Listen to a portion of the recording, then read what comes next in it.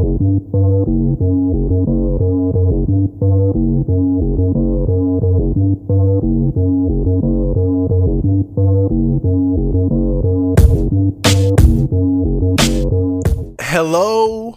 people.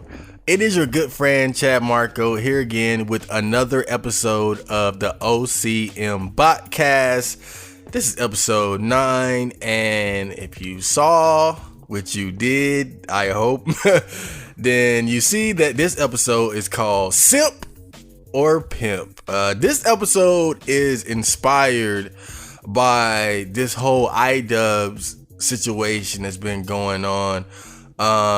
Normally I'm not big on the E-celeb drama, but this one definitely caught my attention because it's a very interesting situation, and I wasn't going to really talk about it much, but when I started thinking about his situation in my head and kind of rolling it around in my brain, I started to realize how deep this situation really is, and I really just wanted to talk about it in depth. So that's going to be the main topic of this episode. But before we get into that, first I want to just talk about how I'm doing. I've been thinking about a lot of shit. But nah, you know what, man?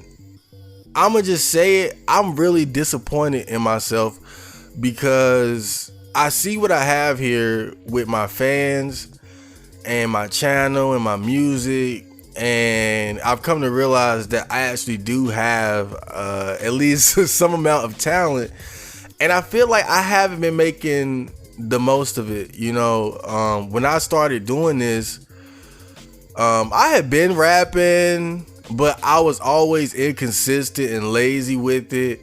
And then it just so happened that I started to get good, and I shared my music at the right place. Like, I found a place that really resonated with what I was making, and I managed to get a decent amount of fans that really fuck with me.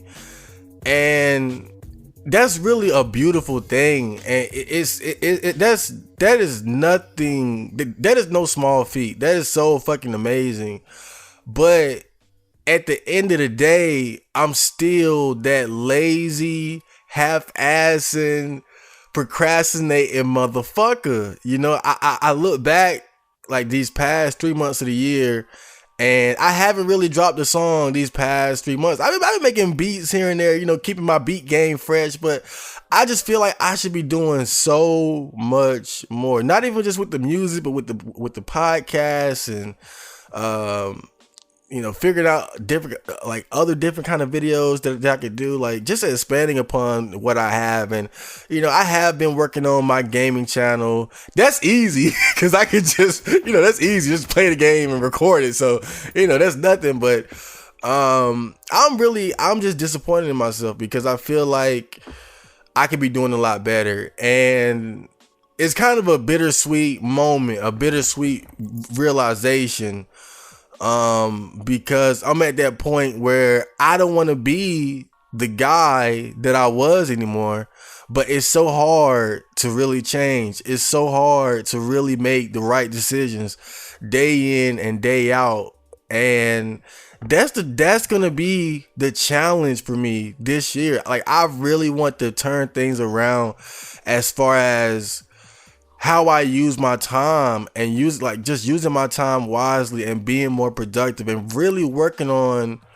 what I have. Just get out of that mindset and behavior of an underachiever and really begin to achieve, like, just live up to my potential. I've been thinking about what I really want to do with my life, and that's really it. I just want to live up to my potential. Like, anything that I do, I want to see how far I can take it. To me, making it is seeing how far I can go. If I'm running, then I want to see how far and fast I can run.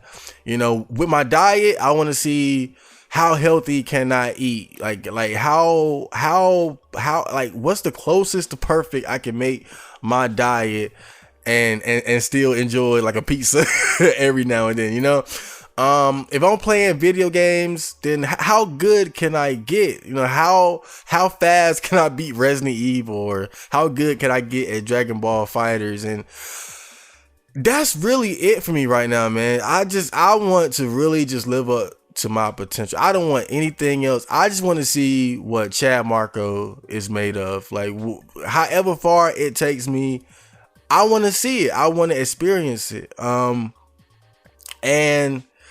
But it's so hard for me sometimes because I lose that spark, I lose that motivation, I lose that drive. It seems just so quickly, man.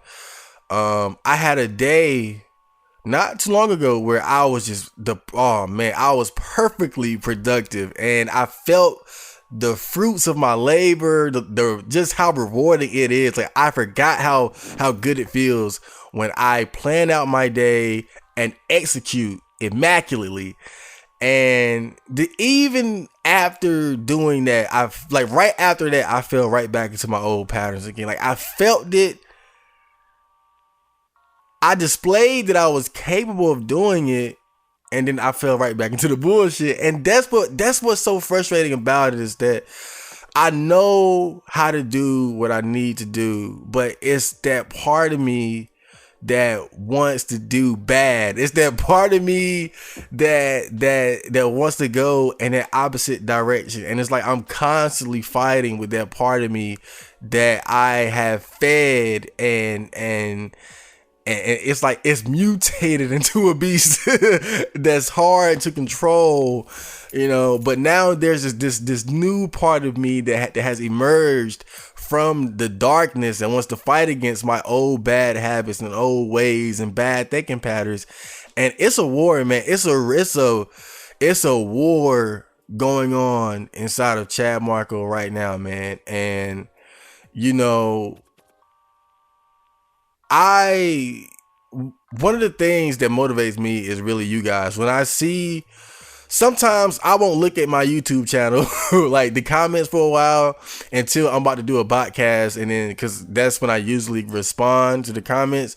And when I see what you guys post, man, that adds fuel to my flame again. And that's why I just really wanted to ask.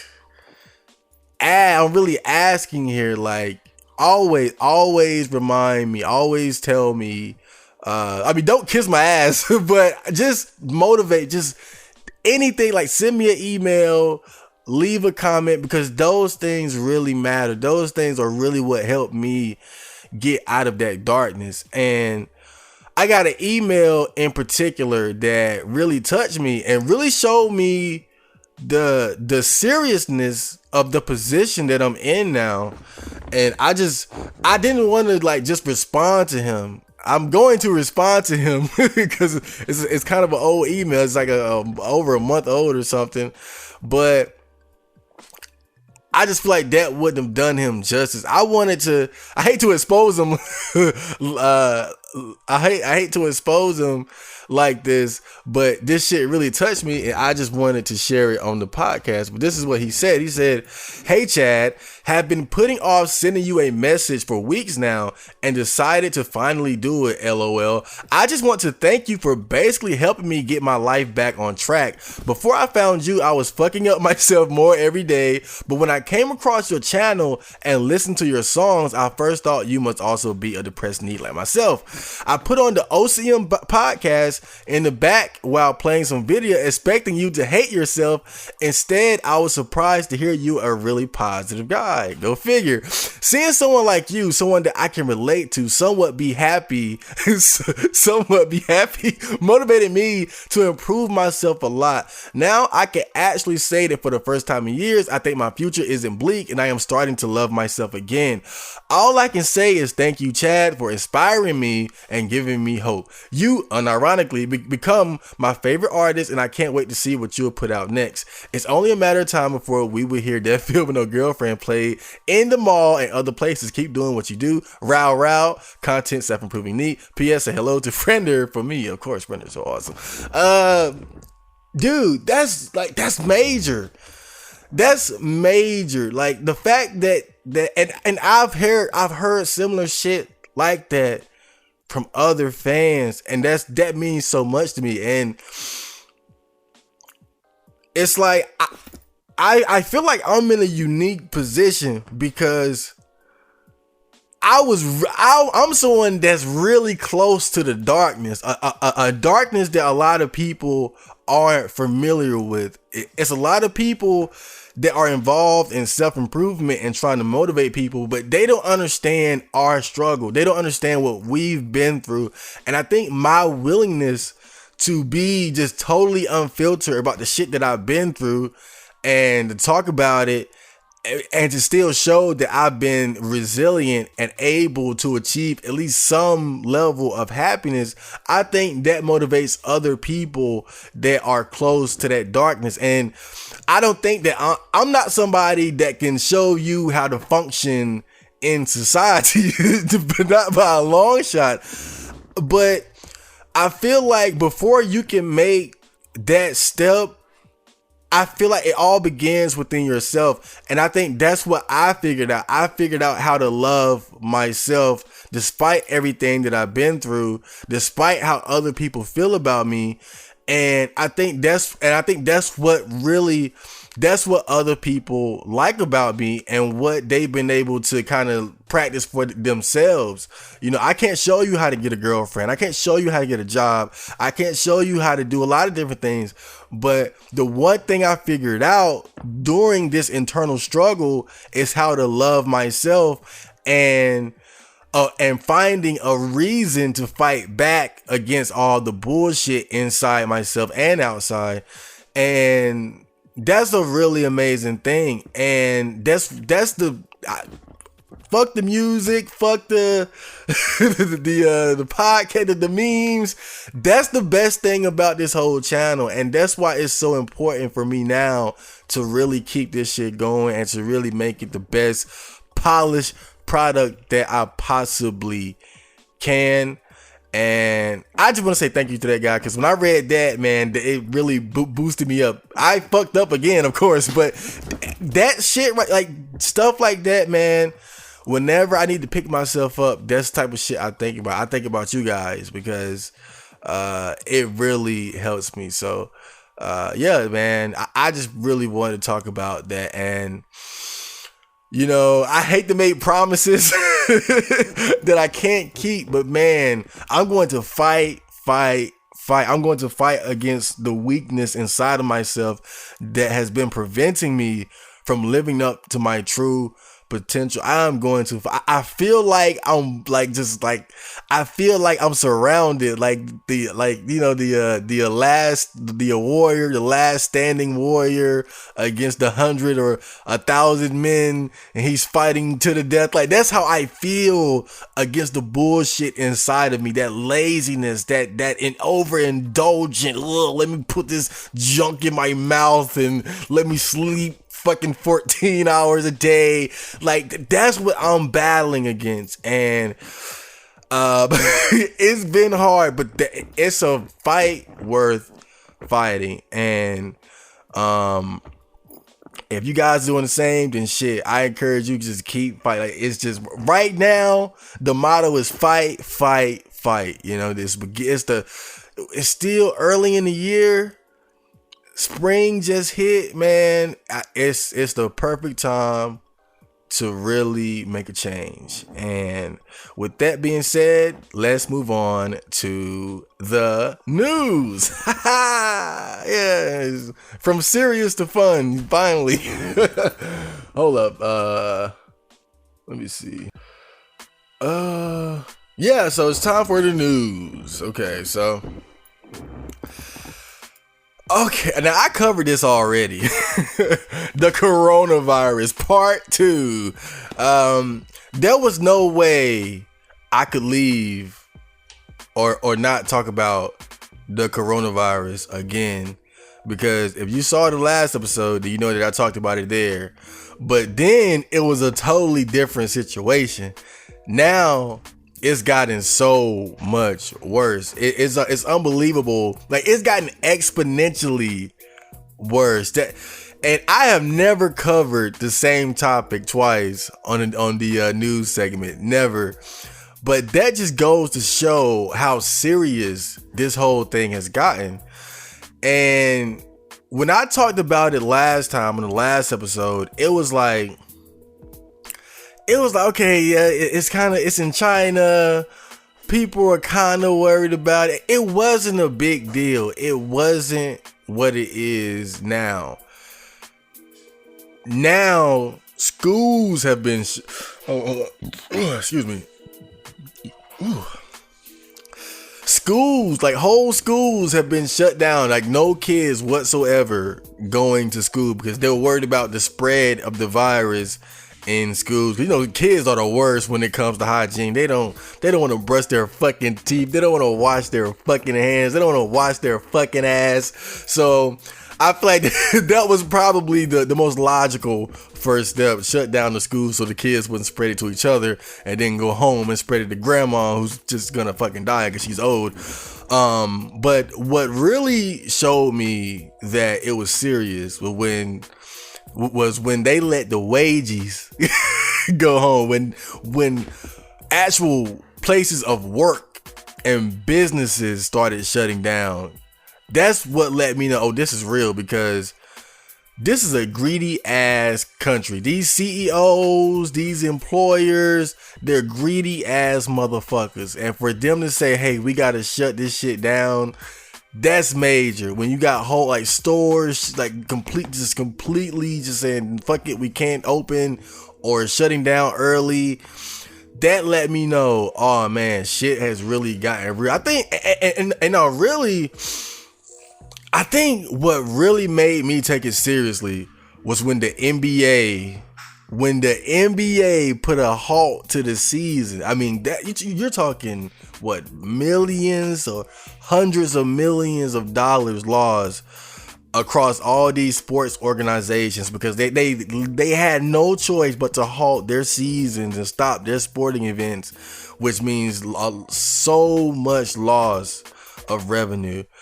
When my friend came over and told me that and I was disappointed too, because I was really invested in the season. I had just started getting into basketball, but that let me know, okay, shit is real. Shit is really fucking real right now. And then not soon after, people started hoarding basic necessities. You always hear now people going to the store and buying all the fucking toilet tissue. I don't understand why. I think from what I heard though, the whole toilet tissue thing is because people were speculating that, like, I think there would be like a toilet tissue shortage because we get a lot of our tissue imported from China. I think that's what I've heard, but correct me if I'm wrong, but people are hoarding food and other kinds of the necessities because of the whole quarantine thing, social distancing and whatnot. And I noticed it too in my neighborhood, in the stores in my neighborhood. You go to Walmart, all the noodles are gone. I was mad, bro, because I live off spicy noodles. I went there, all the shit was gone, like no noodles whatsoever. I go to Food Lines, the same thing. They buying out all the fucking noodles and my spicy noodles. The only noodles they left, the only ramen, like what they call it, the Maruchan cup noodles, the only ones they had left was the nasty ass miso soup kind that nobody fucking want.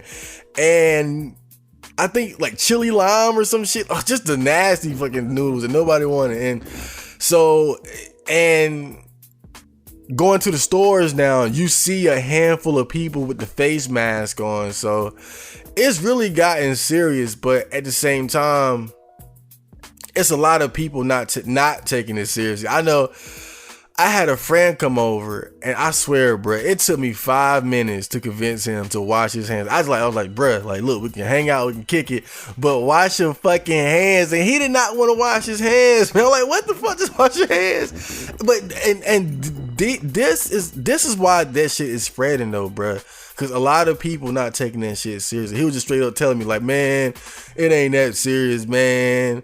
Like, you don't see nobody sick, man. I don't know nobody. And it's that mentality is why this shit spreads so quick. Because it's not real. until it's real. It's not real until you know somebody that got it or you got it yourself.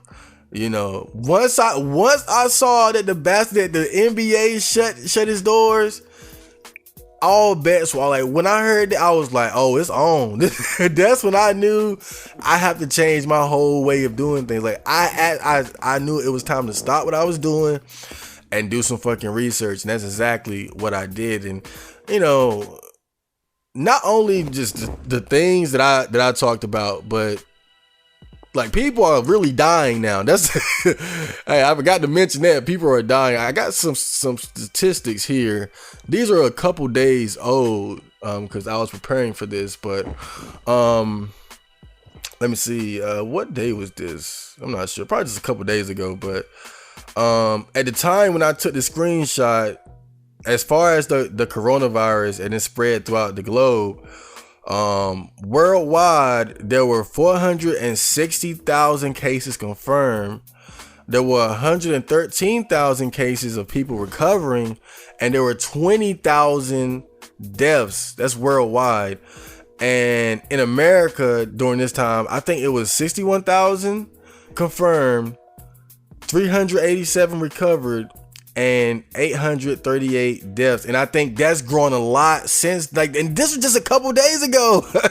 And I think now in the United States, it's like 100,000 cases confirmed and like 2,000 deaths. So it's like this virus is spreading, and the severity of the damage that it's causing is growing exponentially. It is getting worse and it's not stopping. This reminds me of that part in the Evil Dead remake. This is probably my favorite scene. When shit is just hitting the fan slowly but surely, and David is like, everything's gonna be fine, and then Eric, he looks at him like everything's gonna be fine. I don't know if you noticed this, but everything's getting worse every second, and the girl comes in with the shotgun. Like, that's how I feel right now. It's like it's getting worse every day. Like, we have not hit peak coronavirus yet. We haven't hit that peak where it's at its worst, and then it slowly declines and life goes back to normal. It's still no telling. That's why we really have to be careful. You know, I've been doing pretty much everything that I can. I've been washing my hands. I've been like, I try not to go out that much. Like I went with my mom to help her with the laundry, and then she stopped by my sister's house. I didn't even go in her house, bro, because I know it's a lot of different asses that be in the house. So I didn't go in there. I was trying to stick to the whole social distancing thing. I had to turn my friends away. I'm not hanging out with any friends whatsoever. And I try to go to the store once a day at the most. And usually when I go, it's either late at night or early in the morning when there are fewer people. And I always have my mask on. I wash my hands before I go there. I wash my hands when I come back. So I've been doing the best that I could, that I can. But I'm a snack eating motherfucker, so I gotta at least hit the store about once a day. Yeah, that I'm trying, but it's and that's just me, like a fucking a neat. Imagine being someone that actually got a fucking life. They're taking it the worst, but yeah, everybody's talking about oh, excuse me, it's fucking cheap soda. Everybody's talking about this whole social distancing thing. And it's kind of funny because if you go on like places like R9K where you got a lot of shut-ins and neats and weirdos, that guys like us, it's like life isn't really that different because we're homebodies anyway. We stay in the house for the most part. Even before this whole virus thing, like my life has really changed very little, but you do have those people who they like to go out to the club, they like to go to sporting events and, you know, just going out with a lot of friends and stuff like that, and they can't do that anymore. I mean, of course, there are still people resisting that and still trying to live that lifestyle, which is exactly why this shit is still spreading. But for the people who are actually taking it seriously, you see on social media, like the normies, they're miserable having to stay inside all day. They can't go to school. They can't go to work. They can't hang out. But everyone's talking about how this is the perfect time to deal with your video game backlog. Again, life hasn't changed very much for me. It's just, it's kind of sad, but this is how I've always lived. It's just a little bit more time spent indoors because I don't really want to go running during the day and can't go to the store as much for snacks, and that's about it. And just not hanging out with the few friends that I do have. But I don't want to say the good thing, because it's not a good thing, but it's worth saying that this virus seems to affect the elderly, men, obese, and people with pre-existing health problems. Anyway, it seems to affect them the most. Well, I said them, I am like a man, so but mostly old people. I mean, the media has done what it can to dispel this idea that it's an old person's virus. But let's be honest, you look at the numbers, is really fucking up a lot of old people. There are young people dying from it. I was just watching the news and there was this young nurse or doctor guy who died from it. So don't think you're safe because you're young, but without a doubt, the old people are taking the biggest hit. This virus is fucking them up. It's like, this is like the anti-boomer virus. I'm sure many of people have made that joke on 4chan. But yeah, man, it is really fucking old, man. And really, that's why as the younger generation, we have to do our part for them, because it's not just about me. I have to think about my mom and my grandmom and the other moms and the dads out there, because if I got it, yeah, I might survive because I'm a strong, handsome man. But what if I get it and pass it to my mom and she passes it to some of her older friends? That's how we have to think. And I see a lot of young people kind of saying, oh, it only affects older people, like, and it's that selfishness, man. That fucking selfishness, again, one of the reasons why it's spreading so bad. Oh, it's young, it's old people disease, I'll be all right. Like, that thinking, man. You forget that you got a grandma and a mom and aunties and shit, you know? But yeah, just, if not for yourself, think about, you know, the old motherfuckers. But yeah, man, I thought it wasn't gonna be this big a deal. And I'm not gonna lie, like, I'm paranoid about my health. I had a couple scares. I'm sure I was just being paranoid, but I remember one time I was playing Dragon Ball Fighters and I was sweating real bad because I typically sweat while playing that game, and I just felt kind of lightheaded, and I started thinking, like, what if I got the virus? And then that thought kind of, you know, and I'm feeling great now. I'm sure I was just being paranoid, but it's like every discomfort that I feel now, every little cough, I'm just kind of second guessing myself, like, do I have it? Me? Like, why? Me? Like, how did I get it? And I'm paranoid. I don't want to be around people. I was walking down the street and a guy was coming my way. I crossed the street. Like, it's crazy, man. But one of the interesting things to come about throughout this whole pandemic is Trump bucks. Trump bucks. Yang Gang has died, and with that, his Yang bucks or whatever, his neat bucks. But it seems like Trump has, and the government has decided that because a lot of people are out of work, they're going to compensate them with upwards of about $1,000 or $1,200 or something like that. I'm sure, you know, neats like us probably aren't going to get anything, but it's kind of interesting to see that the Yang bucks the kind of came to fruition just in the worst way possible. And a lot of people are concerned about the economy because, again, when you shut down all these different places of businesses, everything from sports organizations to restaurants and I hear GameStop shut down, like all these different places shutting down is going to have a big effect on the economy. But when I hear that shit, I get it, but it's like, come on, dude. Like, do you want the fucking economy or do you want everybody dead? Like, what's more important? Like, this is really that situation where you have to say, fuck it. We either have a quote unquote intact economy or people fucking die. And I think when it comes to human life, we got to choose life even at the expense of the economy. I mean, we're gonna have to deal with this shit, but at least we'll be alive to deal with it. They'll be alive. I don't know what the fuck I'm gonna be doing. We're gonna be doing, but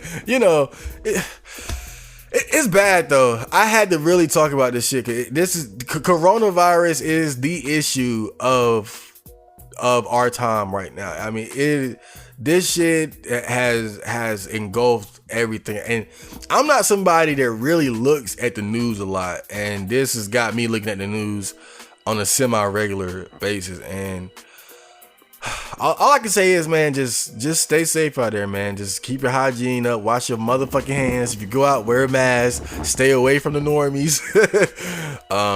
Social distance, and that's not gonna be hard for you guys, I'm sure. But yeah, man, stay safe. And next, I want to talk about the death of Ciara. Oh God, I feel ashamed even covering this e-thought. Rest in peace, possibly. But yeah, Ciara was a 19-year-old e-girl, e-thought, whatever you want to call her, who apparently browsed R9K, and she amassed a respectable number of beta orbiters, as they tend to do. Now, I'm not into the beta orbiting game anymore. I gave that up many moons ago.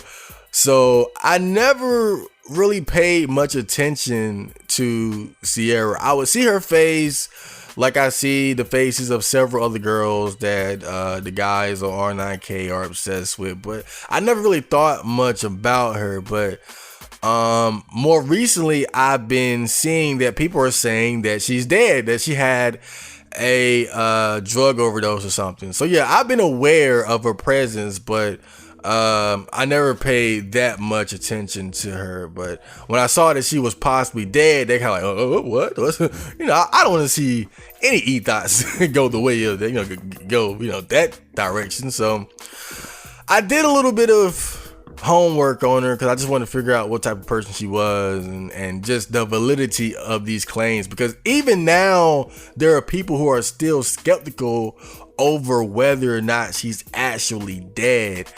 But let's just talk about her a little bit. Now, apparently she was a drug addict. I'm assuming she indulged in things like Xanax, heroin, the opioid type drugs. That's kind of what I've been hearing about her. Like, she's a pill popper. And not really surprising. You look at her, like, she does kind of look like that type. And the last time I had really heard about her as far as making a splash on the on R9K before her apparent death was when she was dating like this older guy. I mean, her whole life is honestly just kind of sketchy. I mean, at one point it seems like she's dating this boomer. And then I heard like she ran away from home and gave her virginity to like a homeless crackhead or something. She was giving away nudes even when she was underage. And man, like shit like that. Like, I don't want anybody to ever ask me why I don't allow women on my Discord. Like, this is exactly fucking why. This bitch, from what I hear, was giving out nudes even while she was underage, knowing she was underage, and I'm sure she did that in some type of Skype group or Discord group and shit like that. And this is why I don't fuck with women online and shit like that, bro. Like this type of bullshit that they do. But I say all that to say that, man, I watch some of her videos and I can see why guys liked her. She was cute and she had like the darkness, the black, I don't know, the black circles around her eyes. She was cute. But when you look beyond her look, when you look beyond her look, when you look beyond her attractiveness, when you look past the flesh, you can see the trouble. And it amazes me what the power, just the sheer power of beauty. You know, all these guys looked past her thotting behavior, giving away nudes and being a drug addict. And I'm sure all these guys wanted to save her, be her rescuer, wanted to save this little hoe. And I mean no disrespect to the dead, but it is what it is. You know, when I die, you can call me a lazy bitch ass neat. And if she's dead, I can call her a thought drug addict, because that's what she was. That's what I am. But I just really try to get guys to understand that you guys know what the fuck halo effect is. And this is the perfect example of halo effect. I see all these guys obsessed with this girl who is nothing but trouble. She's a fucking drug addict. It's cute now because she's fucking 19. But when she's like 25, 29, or if she made it, I don't know if this bitch is dead or not, but when she's 25, 29, 30 is a totally different story. Like that now, the drugs and the fucking and shit, the partying is, after that shit is taking its toll, she ain't looking that cute no more. Them dark rings around her eyes and it ain't shit no more. Now she got wrinkles and crusty ass pussy and all that shit, not nappy head. Like, it's cute now, but you got to think about down the road, man. And I think that's what guys don't really think about, dude. Like, she's a fucking drug addict. That shit's not cool. You know, like, having her in your life would be nothing but a detriment. Yeah, you get to smell and touch her cute feet, but what the fuck does that matter? She's a drug addict. Oh, man. I see stuff like this and it amazes me, man, that guys will obsess over a girl like this just because she's cute. And I have a thing about drug addicts because my stepdad was a drug addict, and I saw my mom deal with that for years and years and years, and it really set her back. And that's why I despise drug addicts, because it's a sickness. I understand that, but honestly, I don't have a lot of sympathy for them, because they choose to indulge in this shit. They made that choice. I want to pop this pill. I want to smoke this rock. I want to do this. I want this knee. Like, they chose that life, and they weren't ready for that shit. And it took their fucking soul, and then it affects everyone around them. If she did die, she died because it was her own fault, because she wanted to try drugs and she couldn't control it, took too much, OD'd, and now all the people around her that loved her, you know, are probably upset. But I was looking at her YouTube channel and she was talking about why she came to R9K, and she was talking about how she was bullied, and you know, she felt like an outcast and shit like that. And excuse me. And I can understand that, but I think the problem that I have when girls come to these places, I feel like they mean well. You know, in a sense, I'm not saying like she didn't have some amount of credentials. You know, I feel like she was being really genuine in that video, and obviously that combined with her drug problem, her alleged drug problem, I could see like she was a fuck up, and like most of us, she was a fuck up for sure. But I think the problem with this when you have these girls who are fuck ups and they can't quite fit in with the Stacy's and the Becky's and other girls, what do? They go run into the boys. And in their mind, they're thinking, oh, I'm like you guys. I'm one of you guys. But you're not like us. You're not. It's a difference. See, the difference is that as guys who are outcasts, yeah, we kind of tend to cling to each other. We go to certain spaces. But even within those spaces, you have to prove yourself. Like, if you want to be heard, if you want a voice, you have to prove yourself in that community. You're going to be treated like a piece of shit and you have to prove yourself. I reached this little mound that I'm on because I provided, I shared, I proved myself as a valuable member of the team. But when a girl comes into these spaces, the problem with it is that they're automatically put on this pedestal by the lesser men that don't quite like I don't want to say lesser, but it's hard for me not to look down on these type of guys. You know, the beta orbiters, the beta males, the simps and whatnot. These girls, they come to these spaces and they're put on a certain pedestal. And all because of the fact that they have a fucking vagina. You know, yeah, I understand you're an outcast, you got problems, you got troubles, but you know, what do you contribute to the space, this group that you're trying to enter into other than that? What do you like? What are your ideas? What do you do other than being a girl? And that's my problem with girls like that. You know, I understand girls can be losers, girls can be outcasts, girls can be weirdos and have trouble fitting in, but I just feel like when they run away to the fucking boys club, the boys treehouse, and go, it causes trouble, because naturally, as lustful young men, you know, you start to orbit, and then now you're at each other's throat trying to get to this girl, and it's trouble, man. It's nothing but trouble. But yeah, that's pretty much all I want to talk about her. And even now, I'm not sure if she's alive or dead. Some people speculate that she faked her death for attention. I heard one rumor that her father helped orchestrate this whole thing because he was worried about the stuff that was going on online. So he kind of helped her fake her death or whatever.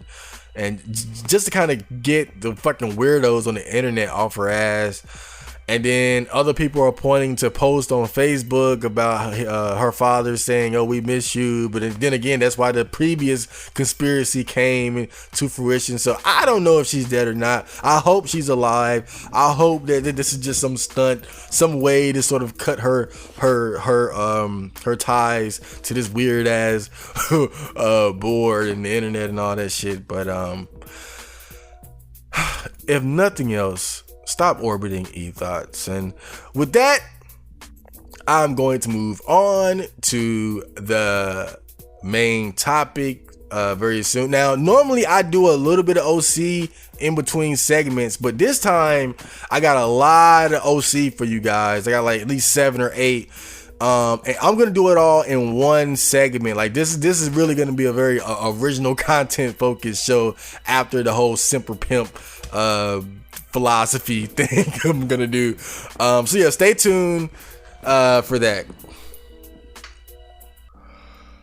Whew.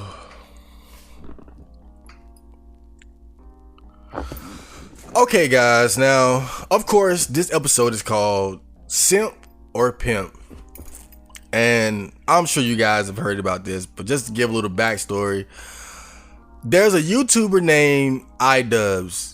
I don't watch any of his content. I would say that right now. I have no affiliation to him. I don't give a fuck about this guy, to be honest.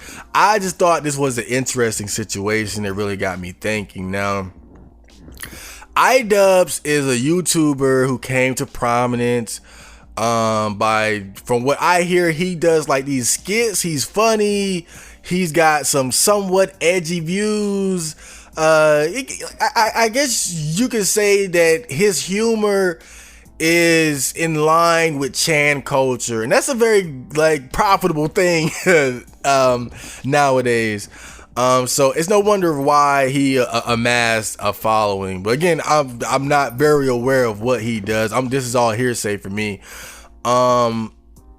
And like many YouTube stars, after acquiring a certain amount of YouTube fame, he got himself a girlfriend that's obviously out of his league. I mean, I hate to say that to put him down, but look at the guy and look at the girl he's dating. Like, this is obviously a situation of he came up and she went down, if you know what I mean.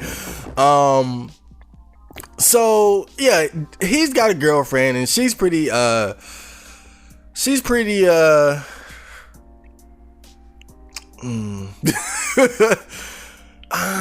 don't want to gas her up too much, but she's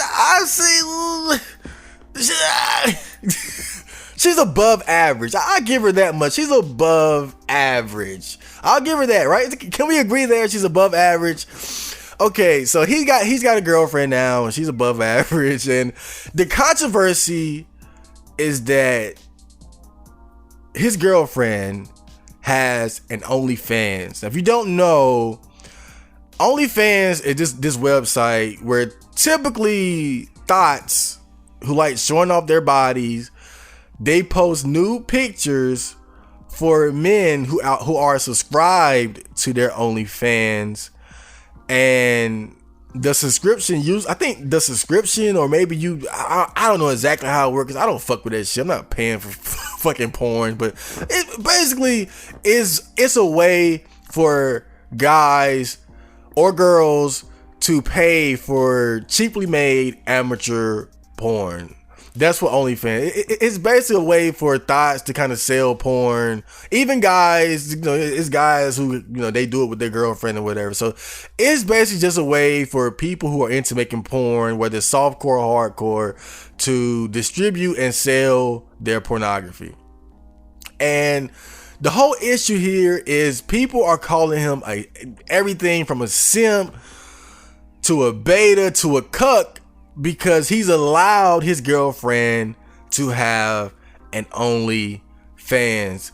So I look at this situation and I'm thinking, is he a simp or is he a pimp? Because there are other guys who are arguing in favor of what he's doing. They're saying this is actually some pimp shit. Excuse me. And I sat down and I thought about it.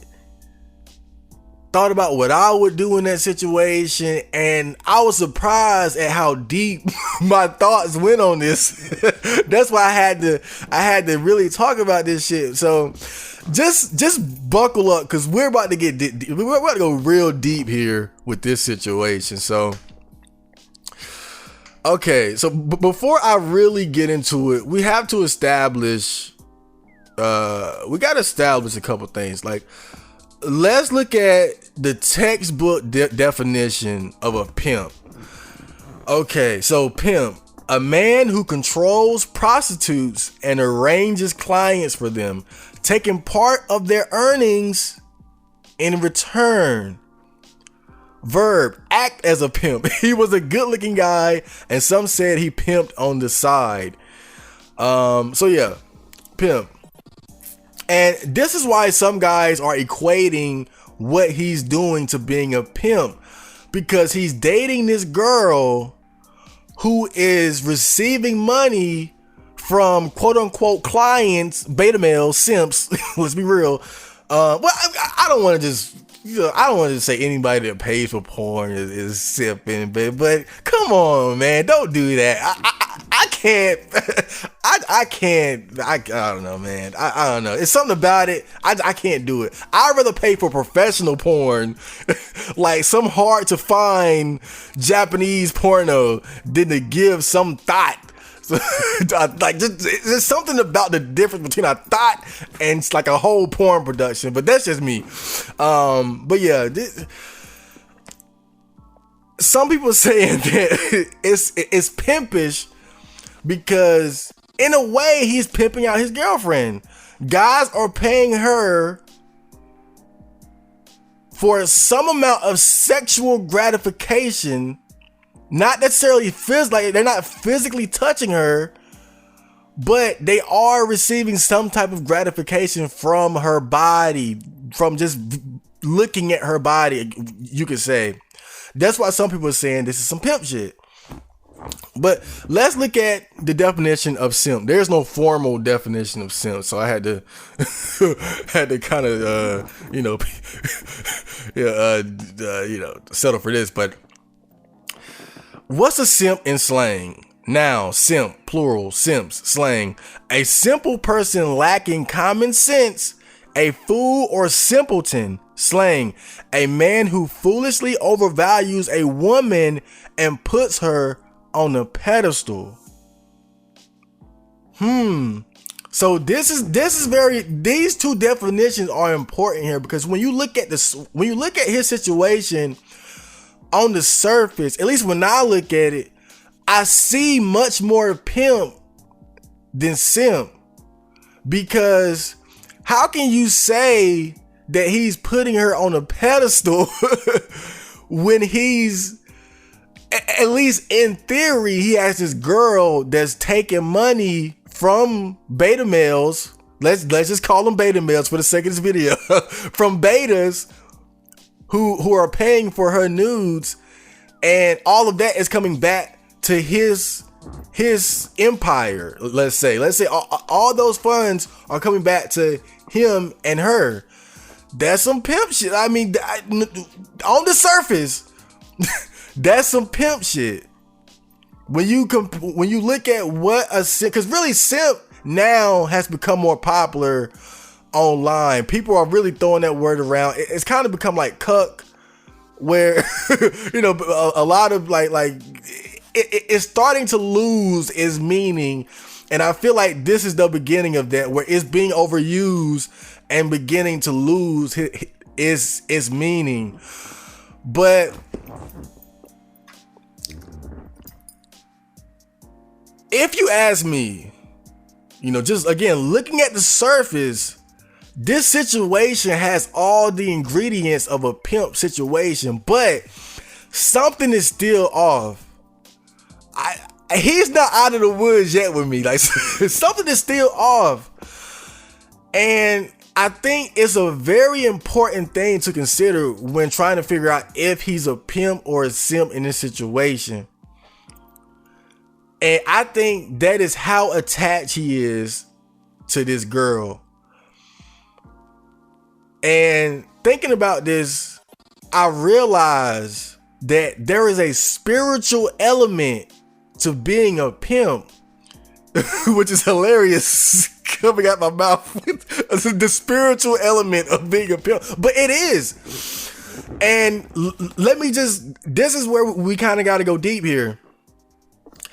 I was reading a book about martial arts, and they were talking about why the samurai in the Edo period were drawn to Buddhism. Now, if you don't know, Buddhism is it's kind of a strange religion. It's not so much about gods or goddesses. It's in my opinion, it's a very down to earth philosophical religion where the journey is very much inside of yourself. It's not so much, at least as far as like my baby tier understanding of the religion, it's not so much do this, don't do that. It's not like this book of rules and shit. It's just it's almost like this spiritual journey through yourself. But one of the things that Buddhism preaches is being detached. Things like finding happiness within yourself, finding peace within yourself, understanding that you are complete as you are. And the book talked about, again, why the samurai were drawn to that. And that was because the samurai in the Edo period, they lived in an era where there was a lot of conflict. There was a lot of chaos. You're this lone warrior in a world where you have so little control. So how do you find peace when you're in the middle of chaos when the next day is not guaranteed to you, how do you find peace? When there is no peace in the world, where do you go? You go within yourself. And that's why the warriors were drawn to Buddhism, because the peace that they cannot find in the world, they found within themselves, or at least attempted to do so. That's what made it such an attractive ideology or philosophy, because there was always gonna be war and conflict as far as the eye could see. But for at least I could have peace of mind. I could have peace within myself. I could love myself. I'm complete as myself. So let's go way to the left real quick, because I'm going to draw a comparison here. Now, there's a movie called The Mac.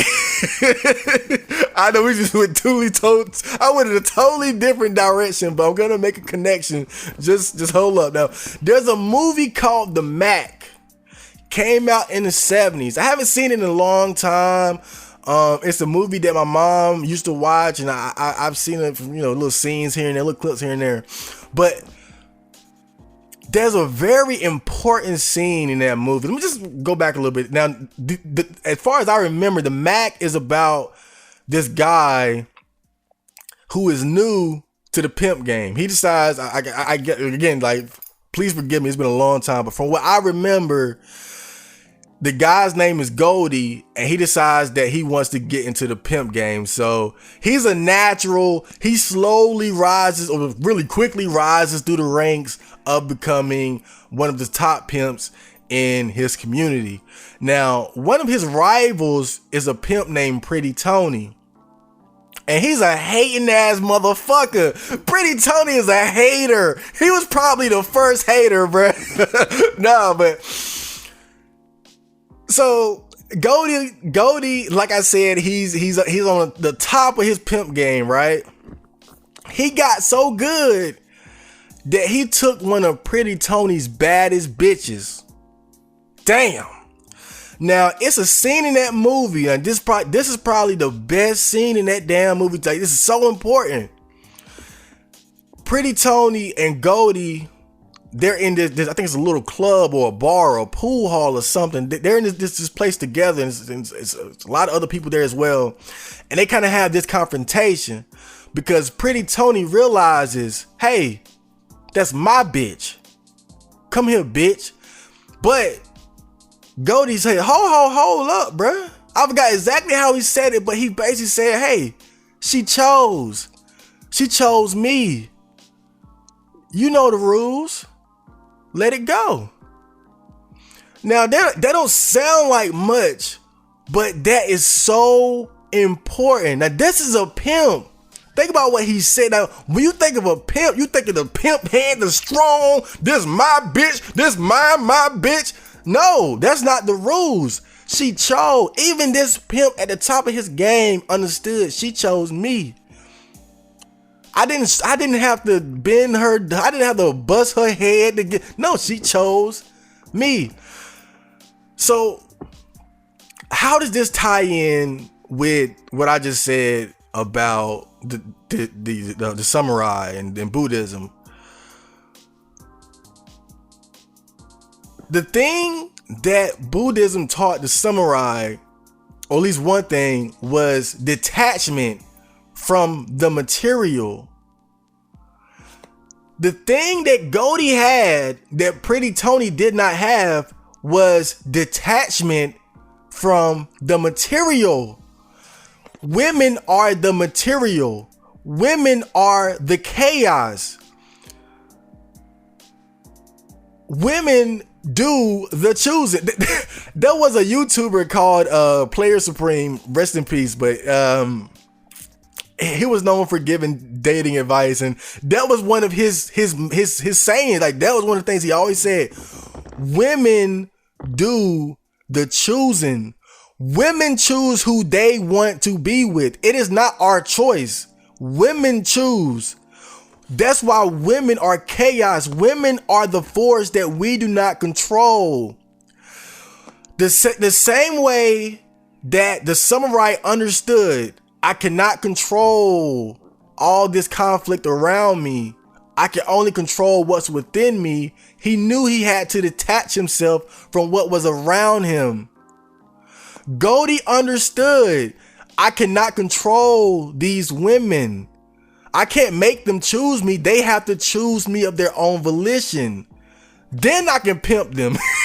That's when a woman chooses you to control. Understand, I know you think of the pimp as pimp hand strong, but the pimp can only control the woman who allows him to control her. Women choose who they want to be controlled by. Women choose who they want to be dominated by. You see all this shit coming out now about women being into choking. I want to be fucked hard and tied up. 50 Shades of Grey. I'm a submissive. All that shit. But they not fucking us. they not fucking no incels. An incel can't just go up to one of these so-called submissive women and make them no. They choose who they want to submit. Women are the submissive sex, don't get it wrong, but they choose who they submit to. Again, we are a tournament species. Women choose to be with the genetically superior male. That's what the fuck is going on. Again, they're submissive, but they choose. Women have the power. Women are the chaos that we cannot control. Now, of course, you think before the whole sexual liberation thing, yeah, but that's why we had those constraints. Because men back then knew if we don't place limiters on sexuality, then shit would get out of control. And that's why you see what we have going on here. Now, I'm not arguing for or against that. I don't give a fuck. Honestly, I like that people can fuck who and how they want to fuck, but it is what it is. It's not perfect. But what I do like about it is that we get to see men and women, at least I feel, in our natural way. And that is as the tournament species that we are at our core. Again, women are free. You can't control who they choose. Women choose who they want to fuck. Now, some guys try to force it, for sure. That whole Bianca Devin situation, that's what happens when a man tries to force what cannot be forced. When he tries to control the chaos, he could not control Bianca. That's why he killed her, because he could not control her. And he was frustrated. He didn't have peace within himself, obviously. So he sought it through the vagina, like a lot of men do. But when it didn't work, he got frustrated. And so he killed her because he could not control her. Now look at his ass. That's what happens when you try to control what cannot be controlled. When you try to control chaos. He tried and fucked his whole life up and hers. Because he could not accept that she was free. That she was free to choose who she wanted to fuck, and it wasn't him. A lot of guys can't deal with that. Now, I say all this to say,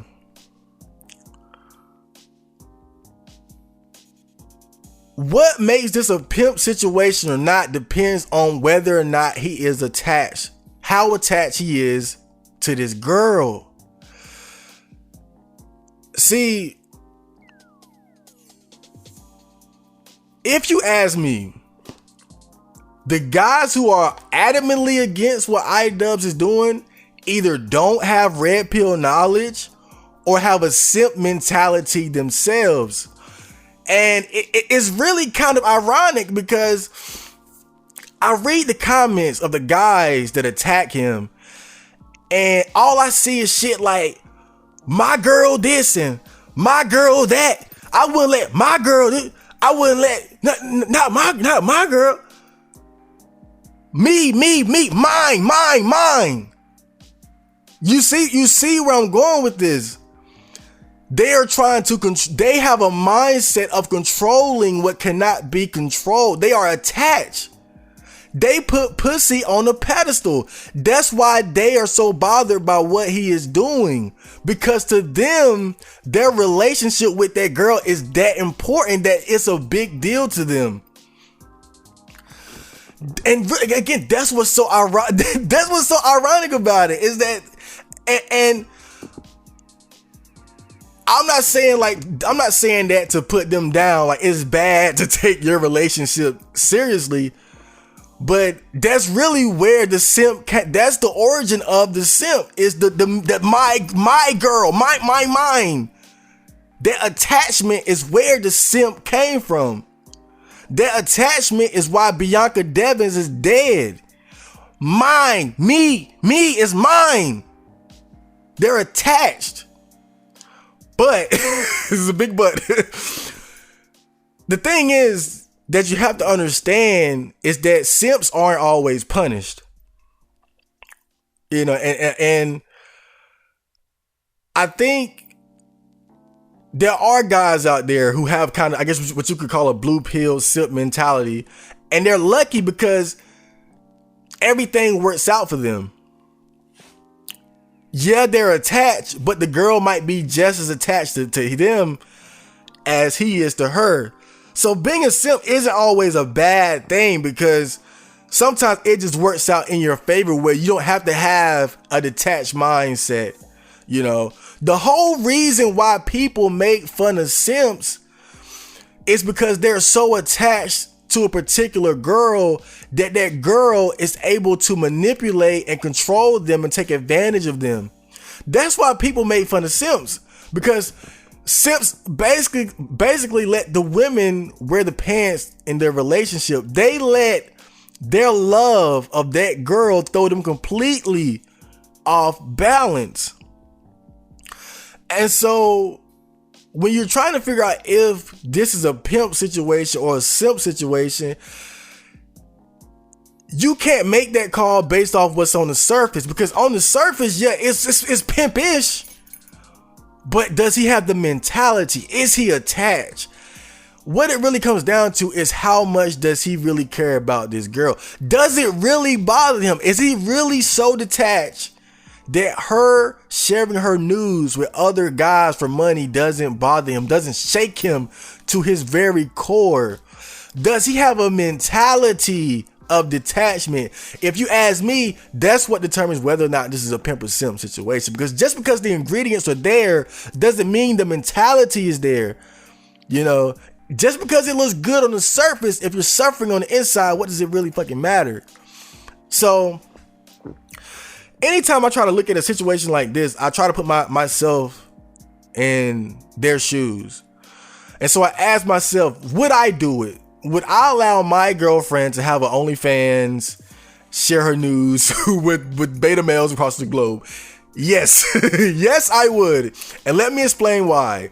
Now, see, again, going back to the philosophy of Buddhism, I'm not a Buddhist, just so you know, but I feel like my growing philosophy does have sort of parallels to that religion's. But my mentality is that I am complete as I am. I love myself. I don't need a girlfriend or sex to be happy. I am Chad Marco. I am awesome. That's my mentality. To me, a girlfriend or sex is just it's a bonus. You know, it's a luxury. It's not the necessity. It's a luxury. You know, if I ever get a girlfriend, like, yeah, we can enjoy each other's company. We can have fun, but I understand that I do not own her, nor do I wish to, because I don't need her. Why would I want to own her when I don't need her? Why would I need to be attached if I don't need her? It doesn't make sense. I'm complete as I am. You can add on to what I got going on, but I don't need what you add on. I'll enjoy it while it lasts, but I don't need it. So my girlfriend, let's break it. My girlfriend, right, is giving me exclusive access to her body, right? And money from the beta males buying her nude pics. So I'm Chad Marco. I'm awesome as fuck. I'm happy. I love myself. Oh, now I got this girl who's giving me sex and money, but I'm losing. Somehow this is bad. That makes no fucking sense. I was fine as I was, but now I'm getting sex and money, but this is bad. How? But some of this goes back to just how, and you hear this terminology in the red pill PUA community or whatever, but it's that scarcity mindset versus the abundance mindset. And I think because I have such an abundance mindset, I don't have that fear of lack or loss, especially when it comes to sex or women. I don't have that, so when someone is just so deeply bothered about something like the whole OnlyFans thing, I can't relate. But this is a bigger but. Here's where I draw the line when it comes to this whole dating an e-thought thing. Now, would I date an e-thought? Yeah, sure. Would I marry or reproduce with an e-thought? Hell to the fucking no. I look at someone like Kanye, man, and I mean no disrespect, because I kind of understand what the benefit to what he's doing, but I look at someone like Kanye, and he married Kim Kardashian, who is, I mean, let's call it what it is, bro. Like her family kind of fucked their way into prominence. I mean, she's made the blueprint on thotting, bro, and using it to your advantage. And she's got a sex tape on the internet that millions of people have seen. She's got all kinds of suggestive photos all over the place, and I see that and I think, like, man, I think about their kids, and just the fact that the mother of your child has been fucked by all these different guys.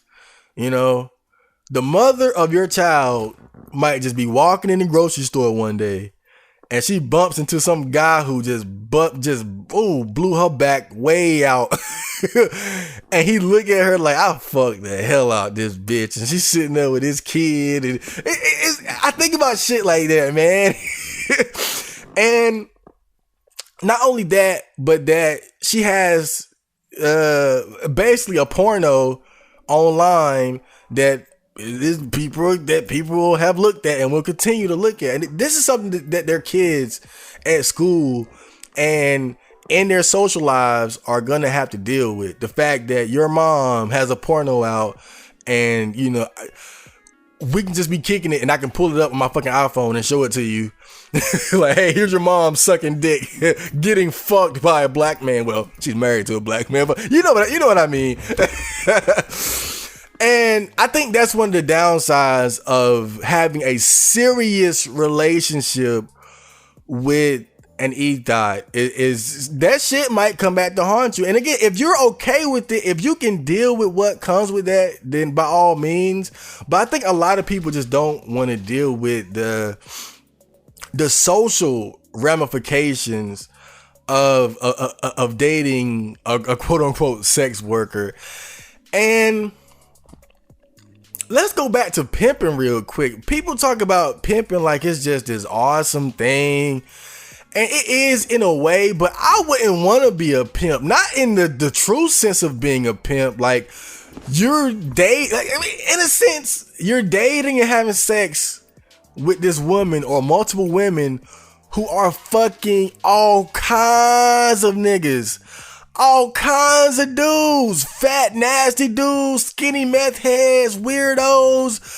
Like, and I mean, honestly, bro, like, I barely want to fuck these girls with the damn, with damn double digit body counts. Like, I'm talking like 8 to 12, and that's like the norm now. But you talking about somebody that's fucking for a living? I gotta put my mouth and my hands where all these different dicks and mouths has been. You've probably been licking at. Pimping is nasty, bro. That shit is nasty. So I don't want to say pimp or simp like I'm glorifying what being a pimp is, because honestly, that shit is kind of nasty. You dealing with these women who are fucking all these different dudes now. Some guys just don't care about shit like that. But that's why I can kind of sympathize with the people who are against this, because I'm not the most promiscuous guy in the world myself. I'm still a fucking virgin. So in fact, I would consider myself to be kind of a prude, to be honest. But pimping is different. Honestly, that's something that I could get behind, because again, I'm fine as I am. I understand that I have to be at least somewhat detached from any girl that I might be involved with. So I don't put them on a pedestal. I don't put them on a fucking pedestal. To me, again, a girl would be nothing more than a luxury to my already awesome life. So the fact that she is taking nude pictures and selling them to beta males, why would I give a fuck? Why would that bother me on a deeper level? Like, why? For what? And I'm not even saying that it wouldn't penetrate my armor at least somewhat, because I'm still human. I have emotions, but I also understand that despite how I might feel, there's a bigger picture and there's a greater understanding of what I am and what she is. And what I am is complete as I am, and what she is free. And that's just my mentality. I don't have that desire to control and constrain what a woman wants to be. I'm not saying that if I'm in a relationship with somebody, they can just do whatever the fuck they want to. I'm gonna have boundaries, but that's just not one of them. Cause look, if I meet a girl, more than likely she already done sucked dick, been fucked in the ass, licked ass, and when it's over, she gonna suck dick, lick ass, get fucked in the ass. Like, so, but that's my mentality. I don't have that forever after mentality, happily ever after mentality when it comes to women. When I think about being in a relationship, I always think of it in terms of a temporary adventure. Like, I feel like I have no goal in my, like, no goals of getting married or being with a woman forever. That's just that I don't give a fuck about shit like that, you know. And even as far as like reproducing, like, I feel like the only way I really want to have kids, like, it would have to be a woman that's just like genetically superior to me, like a girl that's taller, more intelligent, has more money, and we all know the fucking likelihood of that. So I'm not even gonna go there. So again, it depends on how attached he is to the girl, what his values are, and who is benefiting the most from this relationship. And there was a post, and it was sad, but when I saw it, I knew it was true. Hold on, let me get a little sip real quick. Clear frost peach. Ooh. But yeah, there was a post that I'll never forget. Because it was so true, man. But it was this guy was a very simple post, but he said something like, relationships now are about who cares the least. And when I read that, I was like, damn. Like, it was so short, but it was so much meaning packed into those few words. Oh God, excuse me. And it basically goes back to what I was talking about earlier as far as detachment and really understanding what relationships are at its core. And some people won't accept it, some people will resist it, some people will be lucky enough to never even, it has to even be a big deal. But the fact is, relationships are like a business transaction where both parties, if they are smart, will try to get the most out of the deal. That's why women are so selective, because they're trying to find a man that they can get the most out of. You know, oh, well, yeah, he's tall, but he's broke. Then you got this guy, like, yeah, he's tall, he's got money, but he's got a little dick. Oh, I mean, this guy, he's short, but damn, he's a famous rapper. Women are weighing the pros and cons of the various men that are available to them. They're weighing the pros and cons of what dating you will entail. And men, we do that as well, but not as much because we don't have, typically most men just don't have options like women do. The average man has nowhere near the amount of sexual options as the average woman. So women definitely have this freedom of choice. And I think even a mindset to think deeper about what they're getting out of a relationship. Because with a guy, you got to think about it. Look at the way guys do, like when they code approach or something. You see a girl, you don't know shit about her, right? You don't know shit. But her physical body was enough for you to go up and ask her for sex. You know, you can call it what you want to. Oh, I'm taking her on a date. No, when you code approach, it's because you are hoping to have sex with them. And so when you really think about it, for the most part, when a man is attracted to a woman enough to approach her, he's already decided in his mind, like, she is already approved. She already won. She won. She was physically attractive enough for you to go up and ask her for sex, you know? So she's right then and there, like, she has some amount of power that you don't have, right? But again, with women and their options, they don't have to code approach as much because they got options. They got guys they get, you know, in their stable. They can, oh, he got this, he got that, and whatever, you know. And to really kind of clarify what I'm talking about, I got to use an example. I got a friend. Now, he met this girl, right? He met this girl at work. You know, they started kicking it, hanging out, whatever. You know how shit go, lust, you know, slowly, but he was telling me about this girl, and the more he told me about her, the more I understood, like, yo, this is not a girl to commit to. You know, maybe fuck, but this isn't a girl to commit to.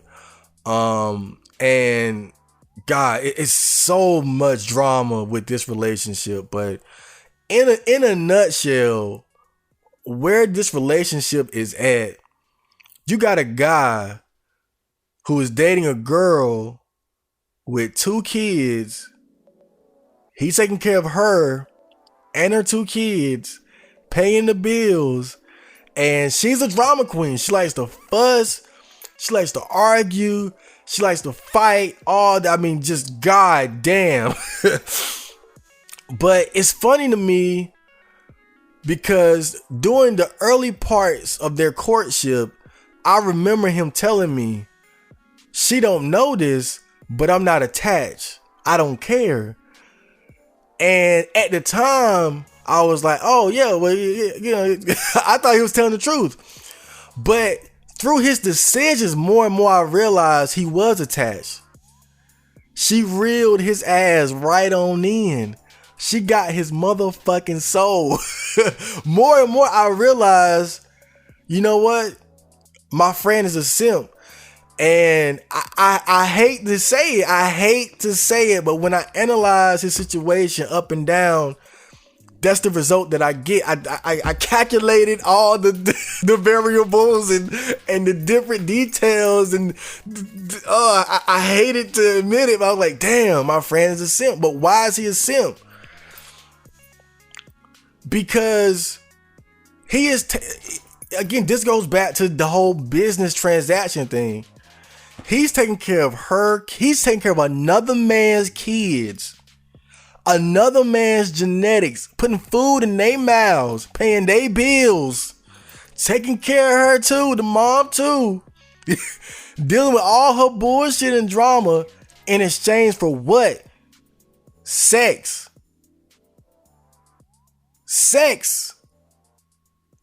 That's the deal. She fucks him whenever she feels like, I guess, and he does the rest. You know? And that's why I hate to say it, but that's simp shit. Because sex is nothing. Sex is nothing. It's the means to reproduce and genetic yeah, but we're not talking about we're talking about just sex. Ain't no kids in this situation except the ones the other niggas got. They actually reproduce, and that's another thing to think about. The other guys reproduced and they ain't even taking care of the kids. He is. So again, in this relationship, she's the winner because she's getting more than what he's getting. Because really, they're both getting sex. She's getting fucked, he's getting fucked, but the difference is he's paying for another man's kids and her living situation, dealing with her bullshit, taking care of her, giving her attention, spending his energy, time, and all that on her. And there's a saying, I've heard this a couple times and I didn't understand it at the time, but I get it now. And it's a saying where they say it ain't tricking if you got it. Now, if you don't know, tricking is when you pay women for sex. But I've heard people say it ain't tricking if you got it. And what they saying is buying pussy ain't bad if you got money to burn. What makes simping and beta orbiting and buying prostitutes and paying for what makes that bad is when you're the average guy and you need that money. when you living paycheck to paycheck, but you still buying hoes. When you could be putting that money to better use, but you can't because you tricking. The reason why they say it ain't tricking if you got it, because if you got money to burn, then the money is nothing. But the pussy is nothing too. So it's an even trade. You trading nothing for nothing. The money is nothing. The pussy is nothing. So it's whatever. Give her the fucking money.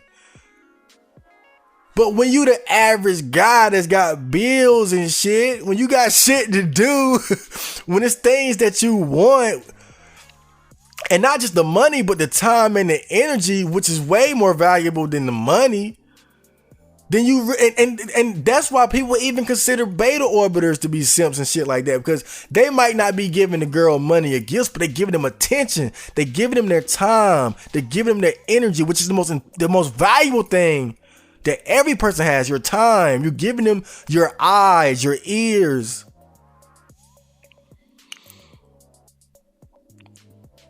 So I have to talk about, just to kind of close this all off. Again, simp or pimp. Why do people respect pimps? What is it about? Why do we respect pimps? I had to think about this. And I feel like it's because what a pimp does, the pimp,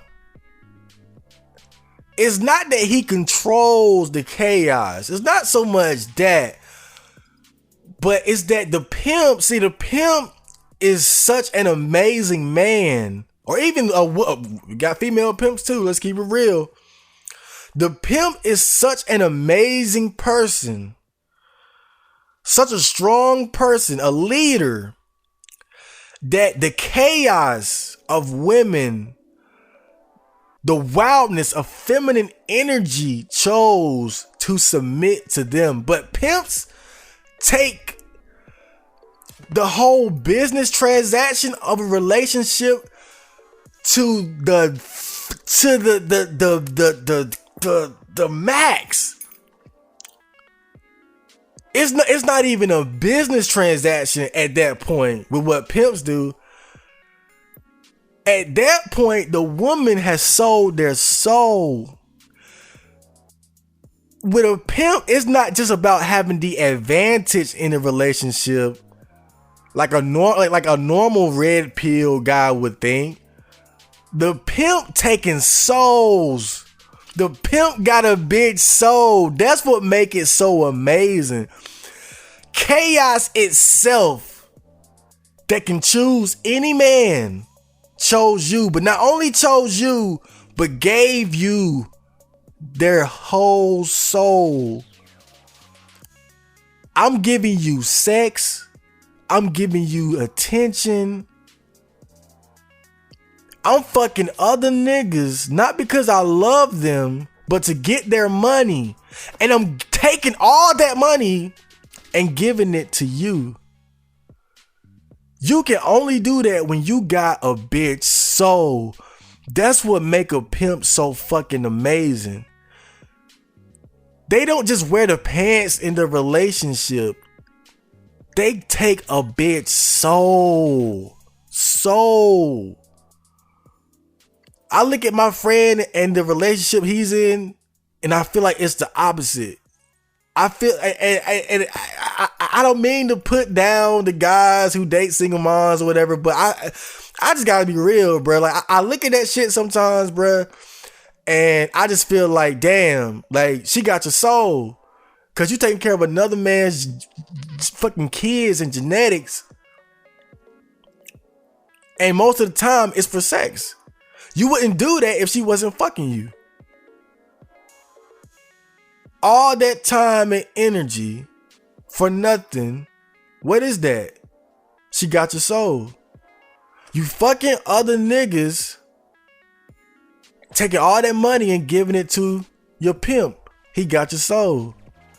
Bruh, this shit is dark souls right now, man. Dating has become dark souls. Oh man, but to kind of sum everything up, man. Like I said, for whether or not he's a simp or a pimp depends on how attached he is to this girl. I watched his rebuttal video, and even I could see that he was seething. He was seething.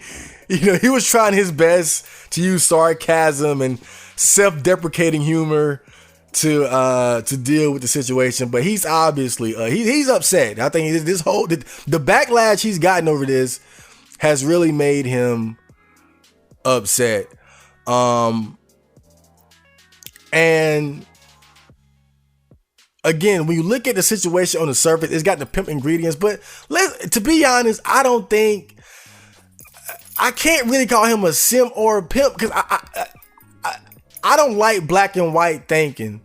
Things are rarely black and white. I feel like really his situation is somewhere in the middle. It's got the ingredients of a pimp situation, but I don't think he has the mentality or the goals of a pimp, you know, because what it comes down to is who is getting the most out of this relationship. Is it 50-50? Is it 60-40? Is it 80-20? Is it 100? Is it 99-1? Like, that's what really qualifies, or that's what really determines whether or not this is a pimp or simp situation. You know, what's on the contract? What's on the dotted line? What is she getting out of him, and what is he getting out of her? Now, from what I understand, him being a popular YouTuber, he shouldn't even need whatever little fucking money she's getting out of her OnlyFans. Again, I don't know his financial situation. I don't know how much of that money she's giving to him. But details like that are what will determine whether or not he's a pimp or a simp. You know, because if he doesn't really need the money, or if he's not really getting it from her, then he's not really benefiting from it. But even then, if he's not really super attached to her, if this is just like, oh, I got YouTube famous, now I can fuck the girls I always wanted to fuck, but I know they just want me for my money, so I'm just fuck them. And, you know, when it's over, it's over. Then, honestly, it's like, who cares? Who cares if she, you know, is it really that big of a deal? You know? And, I mean, just think about if there was some girl that some famous, I almost have to go that far, but some girl that was maybe an E-thot or a porn star or whatever, and she was like, just for whatever reason, like, oh, I love you so much, I want to be in a relationship with you, I'll only fuck you, but I gotta keep E-thotting for money. You know, is that really a bad is that really a bad situation to be in? As long as you understand she is a thought and this isn't meant to last forever, I feel like then it's okay. But if you're thinking about, like, if this is your, like, the girl you wifing hard, like, then it gets sketchy, then it gets questionable.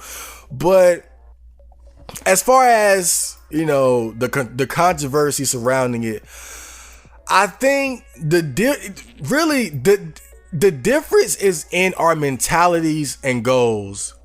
That's what ultimately determines how we feel about this. I'm someone, again, I'm a very MGTOW, red pill minded guy when it comes to sex and relationships. I don't have the goal of meeting a girl, getting married, and riding off into the sunset with our 2 kids. That's just, I don't give a fuck about shit like that. I don't care.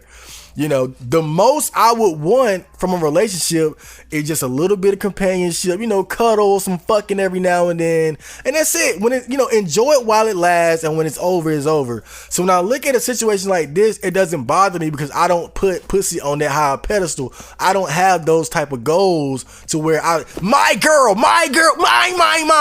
I don't have that mentality, but other guys do. And I'm not even saying that's bad or that's wrong. You know, everybody has different goals. And if you're someone where you really are invested in the idea of having my girlfriend, no one can look, then you're going to feel, I don't mean to be condescending, but it's so fun. Like, when I think about it, it's crazy. I'm sure people look at me like I'm fucking crazy. People don't understand why I'm the way that I am. So the fucking feeling is mutual, but my. It's funny to me when I see these guys, bro, and they call him a simp, and it's so ironic because they're the guys who care the most about girls. They're the ones who really care so much about being in a fucking relationship.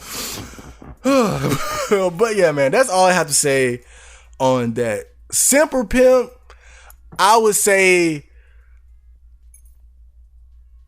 pazimp. We're gonna put it in the middle right now. I'm gonna take the safe option. We'll put it in the middle, and with that, we're moving on to the next segment. Got a lot of original content for you guys, so stay tuned, and I will return. Ooh. Okay, guys, so now it's time for some original content, but I'm doing things a little bit differently today. I decided to do kind of a top 5 thing. I went through a creative thread and just picked out some of the songs that were the most interesting to me.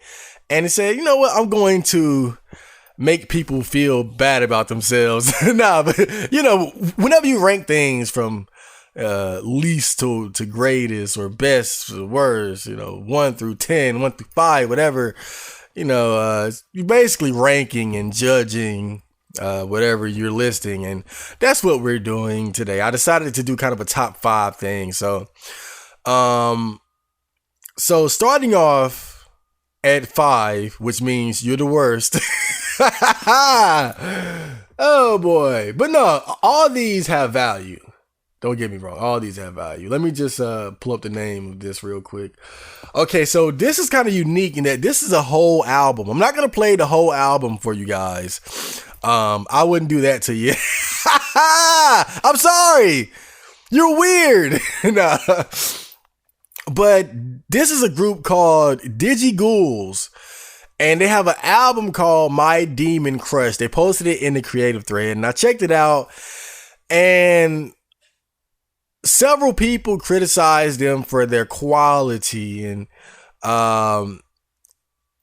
their response was, or whoever posted the response was that they're going for like a lo-fi vibe sound. So I just wanted to clarify that before I played you this snippet from their album, so you don't it doesn't just catch you by surprise. They're going for a different, more alternative sound. So check out Ghouls, My Demon Crush.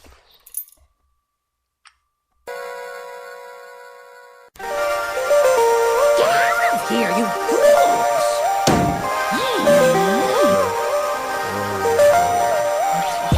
I got choppers on me. I got choppers on me. I got choppers on me. I got choppers on me.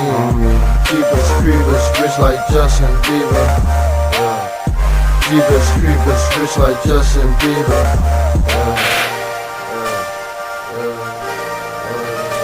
Can't escape from crossing fate. Fight! Yeah. I ain't got no love no more, baby. I ain't got no love no more, baby. I ain't got no love no more, baby. I ain't got no love no more, baby. Yeah, I want the love, yeah, baby. Let's go! Yeah, I want the love, yeah, baby. Yeah, I want the love, baby. Yeah, I want the love, baby. I'm broken, fix me, don't hate me. You can have my life, baby, take me, take me. Yeah, baby, take me, bitch, take me. Yeah, baby, take me. Share that your heart, share that your love. Now I'm running, keep it running, yeah, I'm gunning. Got gunners on me, yeah, I got choppers on me. Got them on me, I got them on me. Got a bad bitch, she a QC. Yeah, she a QC. Yeah, Fat Woods, yeah, that's blue sleeve. Blue sleeve. Yeah, smoking like I'm GP. GP. Yeah, me and the team work like we in a reel. In a reel. Yeah, I got choppers on me. Yeah, cause my choppers look the same. My choppers look the same.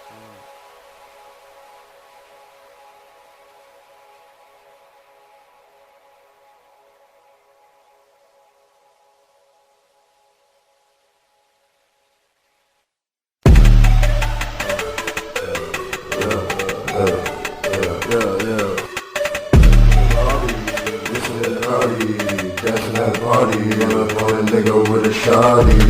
I was with a body, listening to Cardi. Dancing at a party, run up on a nigga with a shawty. I got drugs, my nigga the bug, all this lean, feeling buzz. Hit a nigga with some slugs. I'm a dog, you a bug. I'm a dog, you a bug.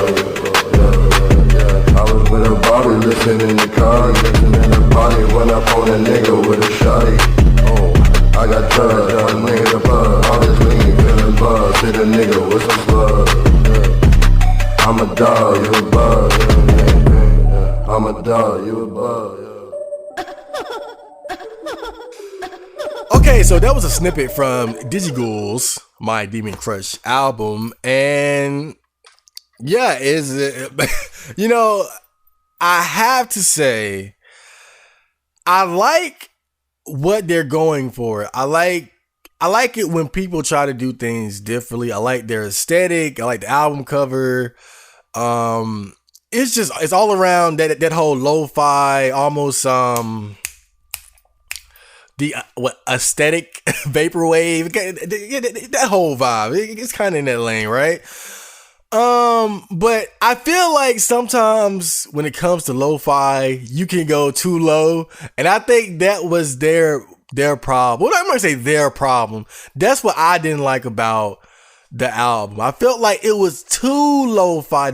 The quality was too low, and I feel like with lo-fi, you got to find a better balance. You got to find a good balance between making it sound kind of old and sketchy, but also listenable. And I could kind of hear the beats, and they sound like cool beats. The flows and the rhymes were different, unique, but definitely need polish. Could definitely use more energy as far as the way they actually rap their bars or whatnot. But I see the potential here. I think this whole thing has potential.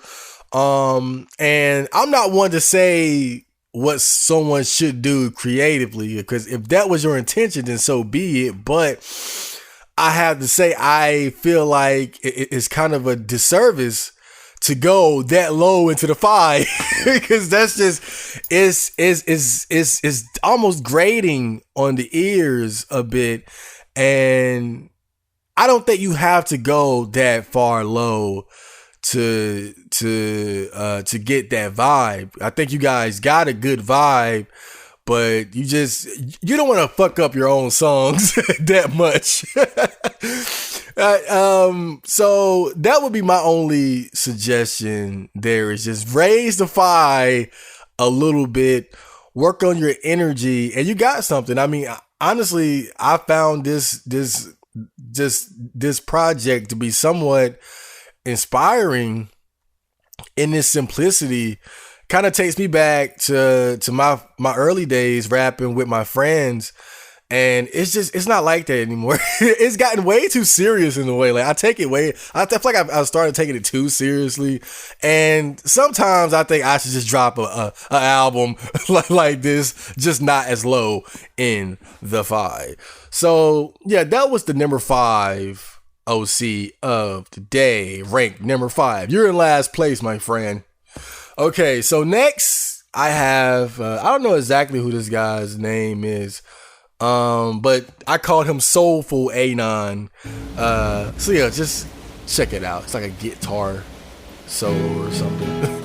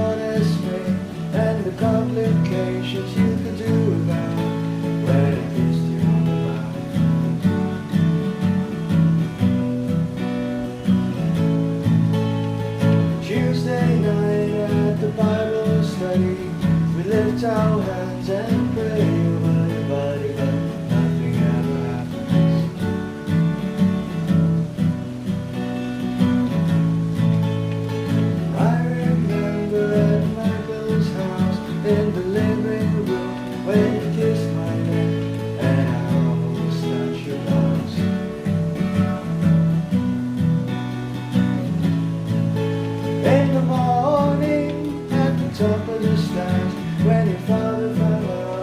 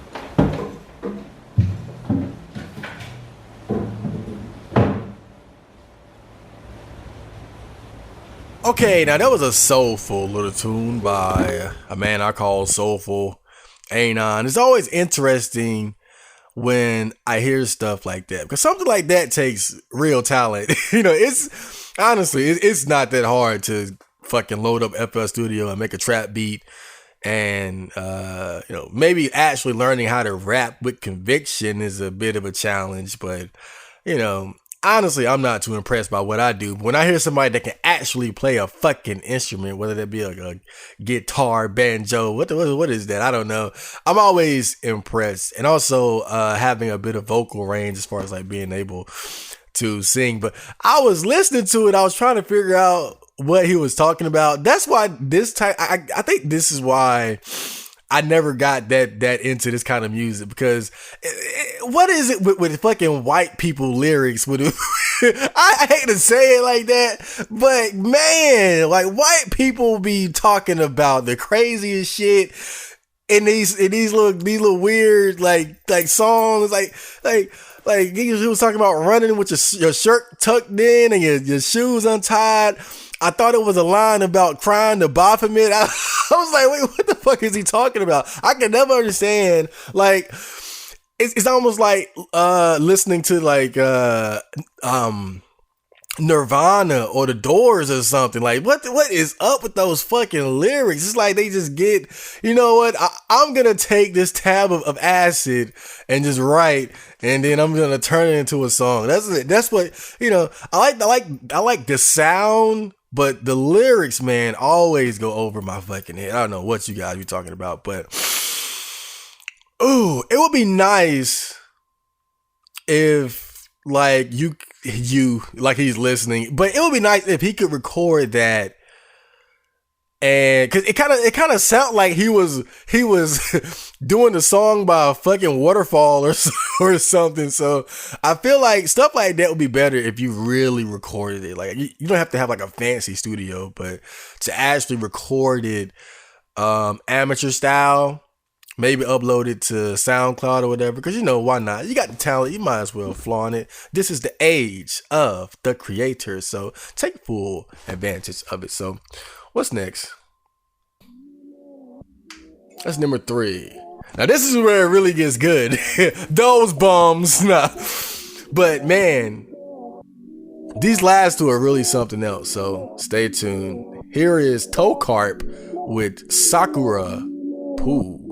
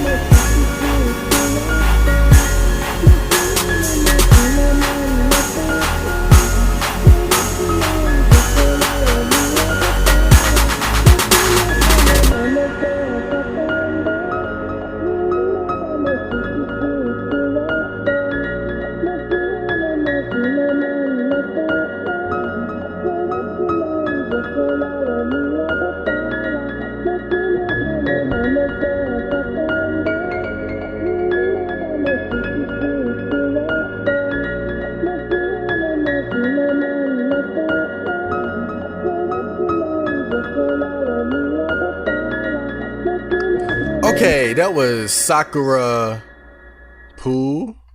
What an interesting name. That was Sakura Pool with Tokarp with Sakura Pool.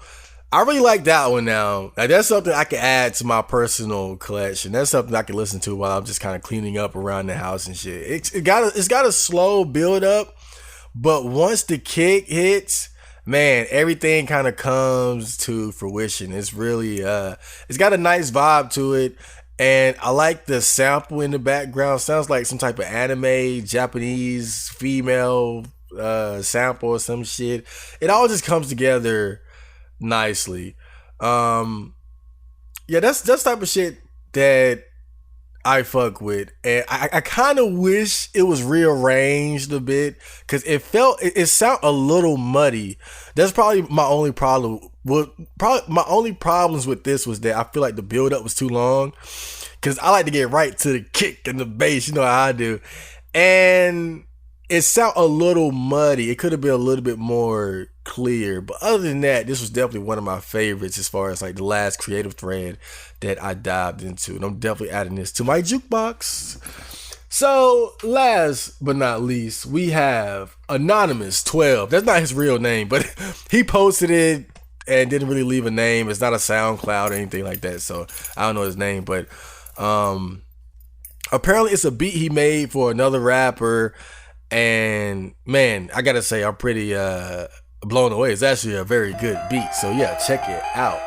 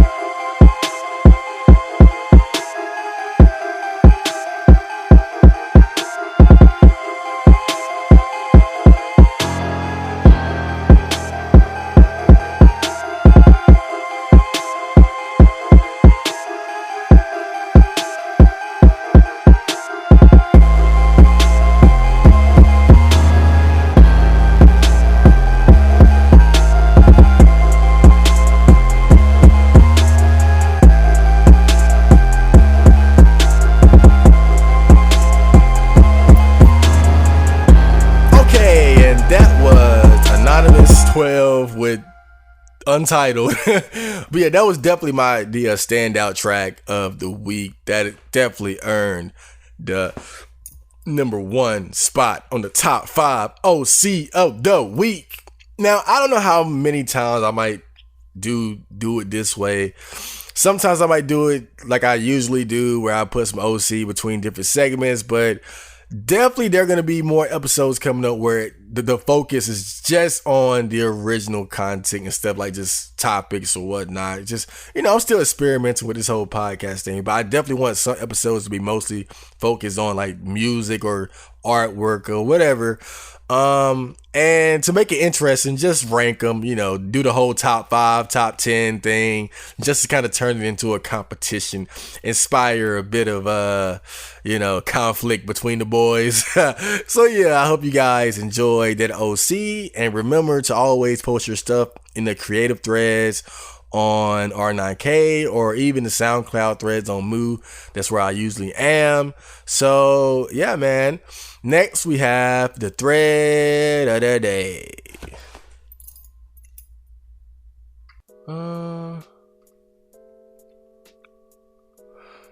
Are we on? Are we good to go? We're good? Yeah. Okay, so now we have the thread of the day. Staying in line with the topic of today's episode, I had to make the thread of the day one of the biggest threads covering the whole iDubbbz situation, just to give the opinions of some of our fellow bros of R9K. So let's get right into this shitstorm, shall we?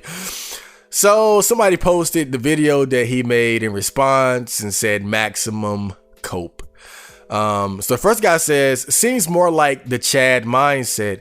He gets to fuck his girlfriend and betas will pay to see her, which was kind of my thought exactly. I mean, you fuck, but okay, we went through the whole ideology of this, but that was basically what I was thinking.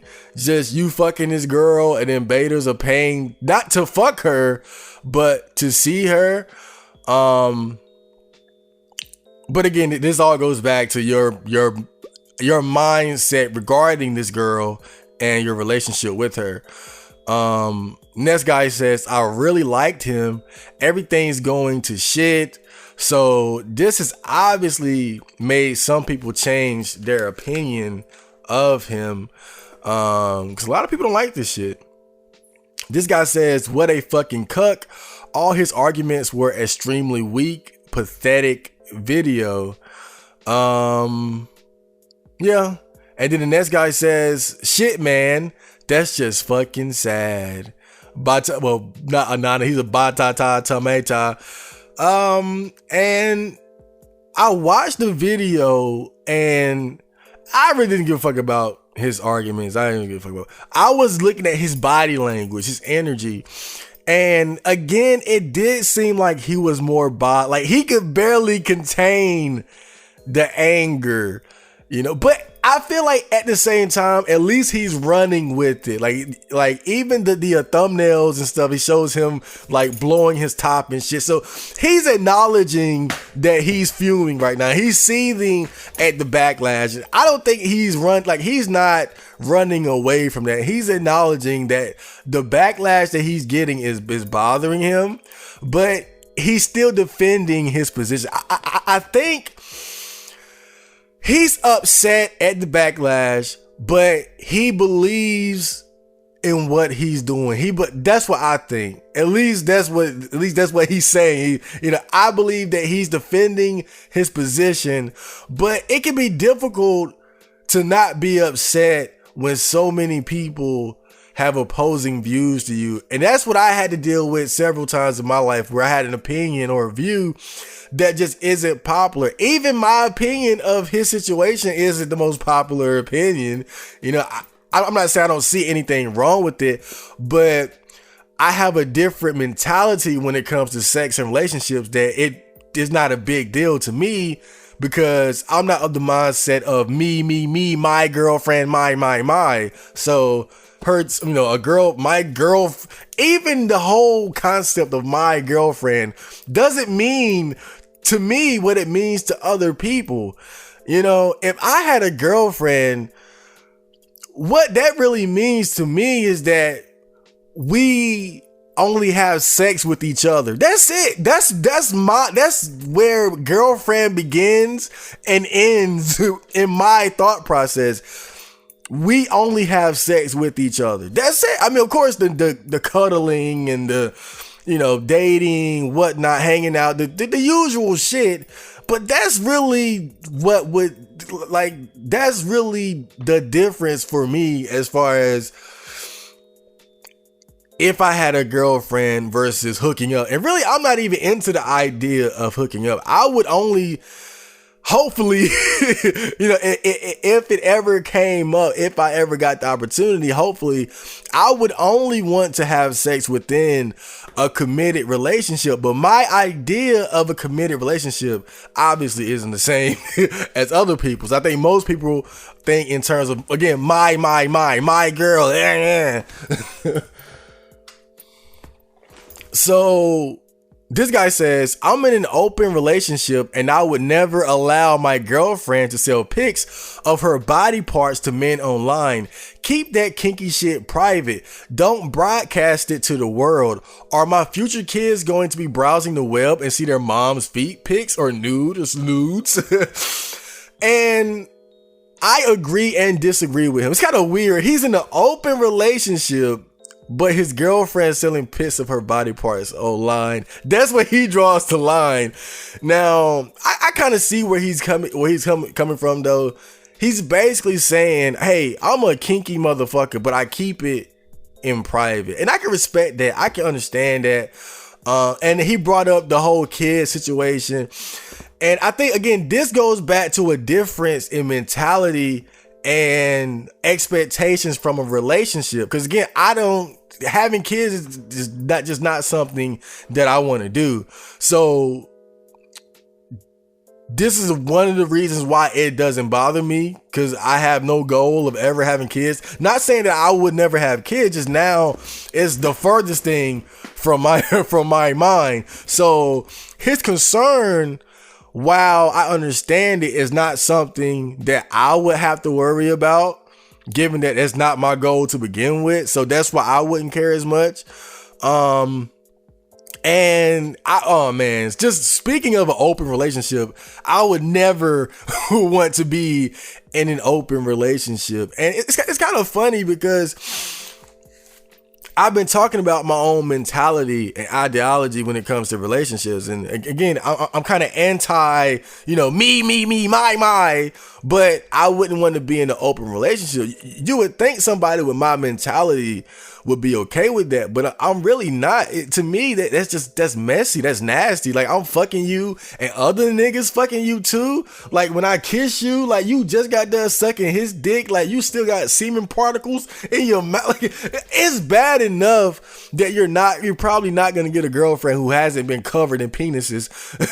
But to be in a relationship with her while she's still actively interacting with other men's penises and balls and assholes and all their fluids and bacteria is being covered, like just be covered in all this. Fuck that shit. I'm not down with the open relationship shit. Like, the main reason why I would even want a girlfriend as opposed to just hooking up is that I just don't like the idea of having sex with somebody that's having sex with other people. That's just not cool with me. That's nasty. That's messy. That's nasty. That's drama. I'm just not into that shit. That shit right there, that's the line for me. But like selling nude pics, that's whatever. Cause again, it's not like anybody is touching her. It's kind of like, because people kind of use this analogy to slut shame a bit, or to explain why they would rather date a virgin or something like that. But I think it's pretty fitting and perfectly explains why I feel the way I feel. Imagine I have a toothbrush, right? It's my toothbrush. Okay, now I can either let other people use my toothbrush, but it's the only toothbrush I have. It's my toothbrush. It's hard to get a toothbrush. Some shit happening. It's hard to get a toothbrush. So I'm letting other people use my toothbrush They brushing their teeth with it. They scraping the dog shit off their shoes with it, and they give it back to me, and I gotta wash it off and use it. That's fucking nasty. Versus, it's my toothbrush, but other people, they want to look at it. They want pictures of my toothbrush. And they buying the pictures. That to me, that's how I look at it. It's like, she's my girlfriend as much as this is my toothbrush, you know. I wouldn't want nobody using my toothbrush like physically, but if you want to look at it to satisfy your weird toothbrush fetish and pay for it, by all means. So this guy says, why does she feel the need to show herself off to feel fulfilled if she's in what I assume is an exclusive monogamous relationship? Is the relationship itself not fulfilling her? If so, there's plenty of other things she could be doing, like art, writing, cooking, photography, etc. I think it's okay if a girl is a cam girl before you met her and she stopped out of respect for your relationship. This shows she doesn't have respect for the relationship and that it's probably not exclusive to begin with. And I think this is another guy who has a certain mentality when it comes to relationships. Look at the word. Look at what he's saying. He's saying, you know, exclusive monogamous relationship. Is it not fulfilling her? You know, out of respect for your, like, he's holding the relationship up to this high regard. Again, I'm not saying it's bad or good. I think it's a difference in mentality. That's why, again, the serious, like how serious it is to him is weird to me, because I don't take relationships seriously. Relationships to me are only as serious as like just to not catch STDs because they fucking other people, and fucking other people while you trying to fuck her too is just fucking nasty. But other than that, I don't really hold relationships to that high of a regard. But as far as like her, because she did say like she felt like selling nude pics help her feel fulfilled. That's weird, but it's whatever. But again, it doesn't get, this shit doesn't get to me, because this is just normal thought shit. Like this doesn't surprise me. It doesn't rattle my cage.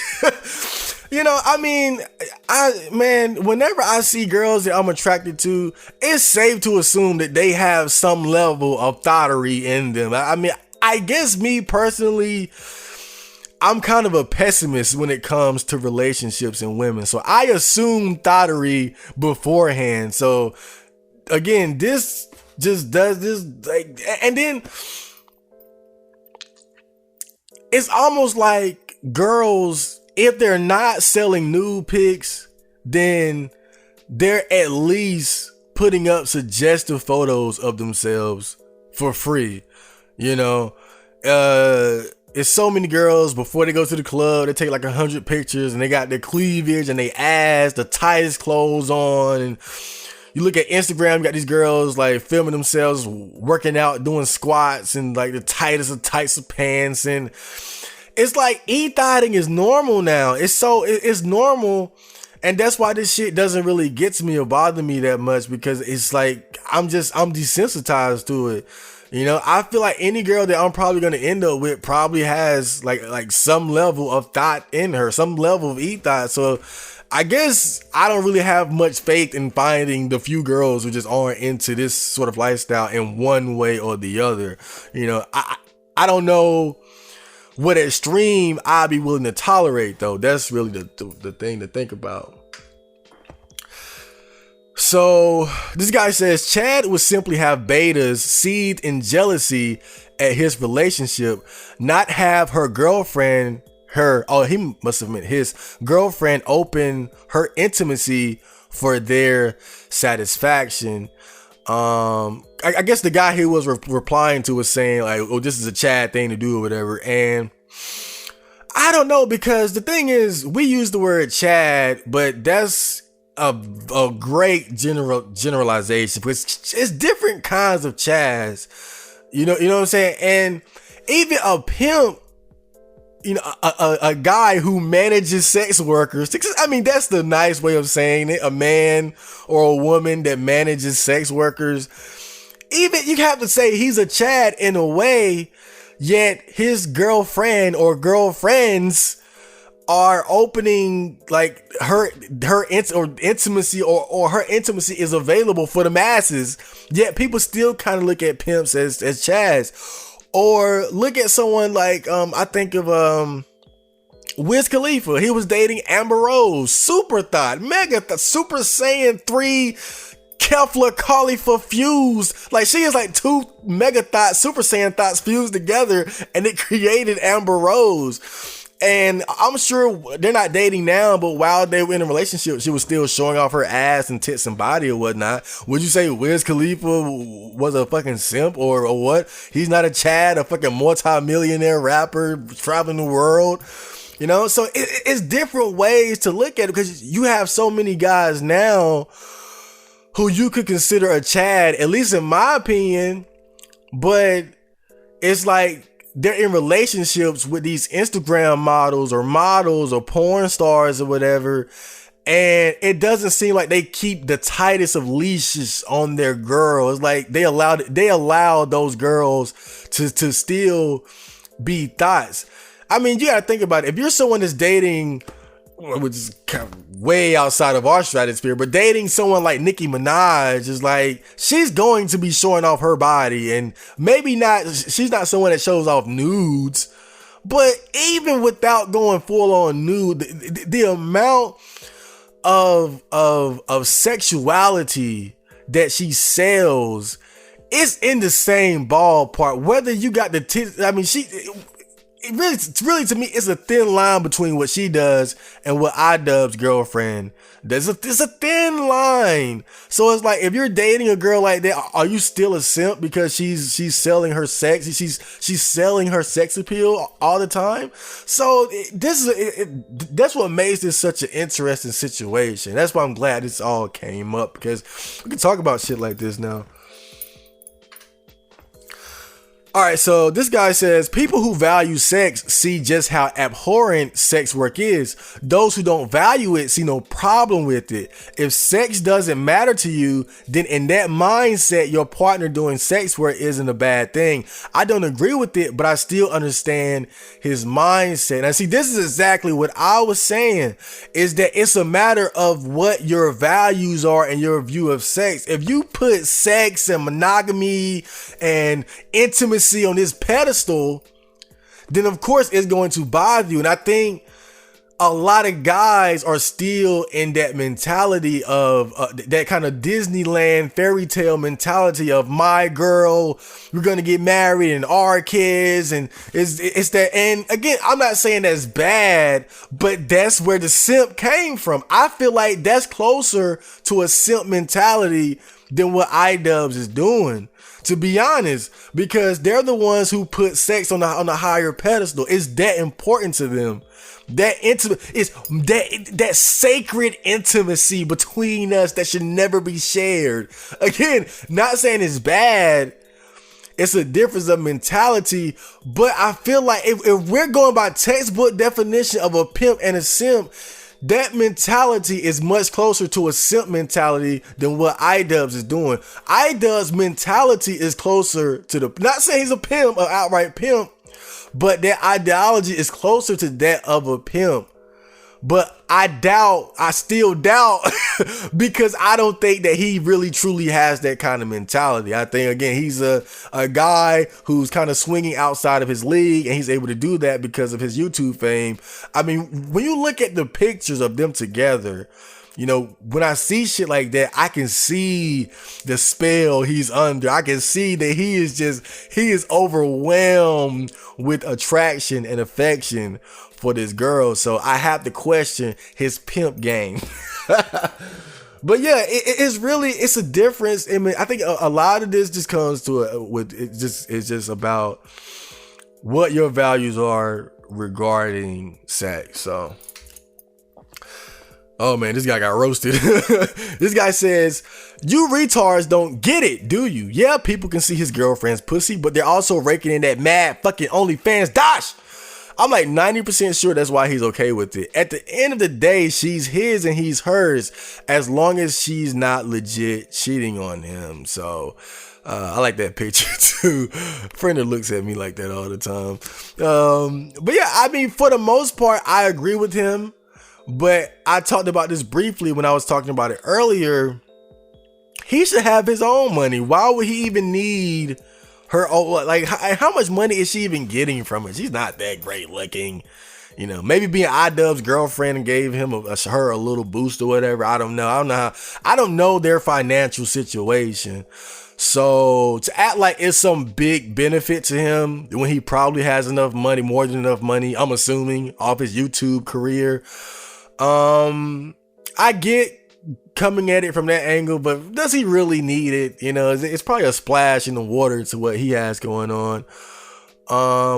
But that's why I think it's more about his attachment to her. Again, is he of the my girlfriend, me, mine, or is he like, hey, I get to fuck this cute girl. Sure, she's an e-thought, but fuck it. You know, I'm getting sex, and it's no detriment to my life other than other people giving a fuck. So,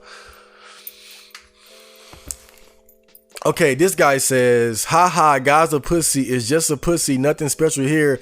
You can look all you want. At the end of the day, I'm the one banging it. What a pathetic argument. Everyone knows what a pussy looks like, even the biggest incel robots. No one goes to her OnlyFans to see her novelty of a reproductive organ. People go to jack off to her body and face, which should be a privilege exclusive to Ian. Such a retarded video. His response is almost as weak as Leafly's, and that's saying something. Actually, Leafy made better arguments now that I think about it, how the mighty have fallen. Now look at what he says, because this goes back to putting pussy on a pedestal. Look at what he says.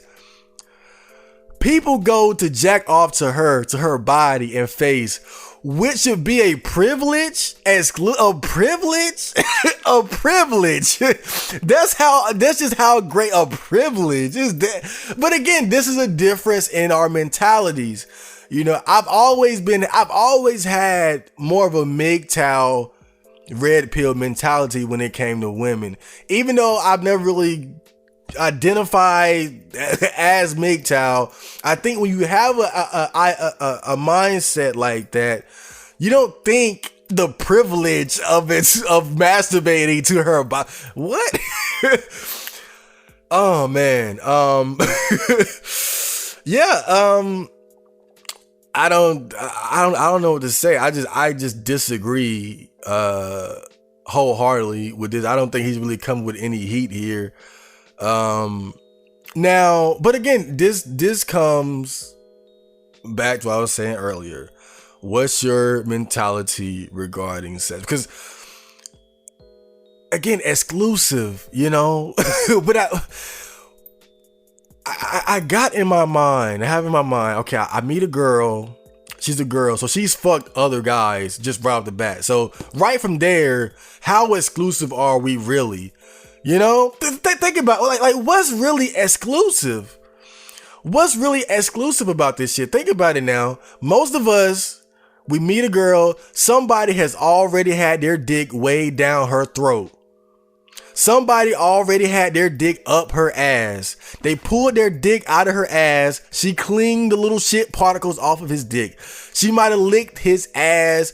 Bruh, I mean, let's be like, how exclusive are we really with these girls? You know, unless you happen to be the guy that deflowered her and was the only one that ever had sex with her and ever will have sex with her, you're only so exclusive. Somebody out there has been in and out of your girl.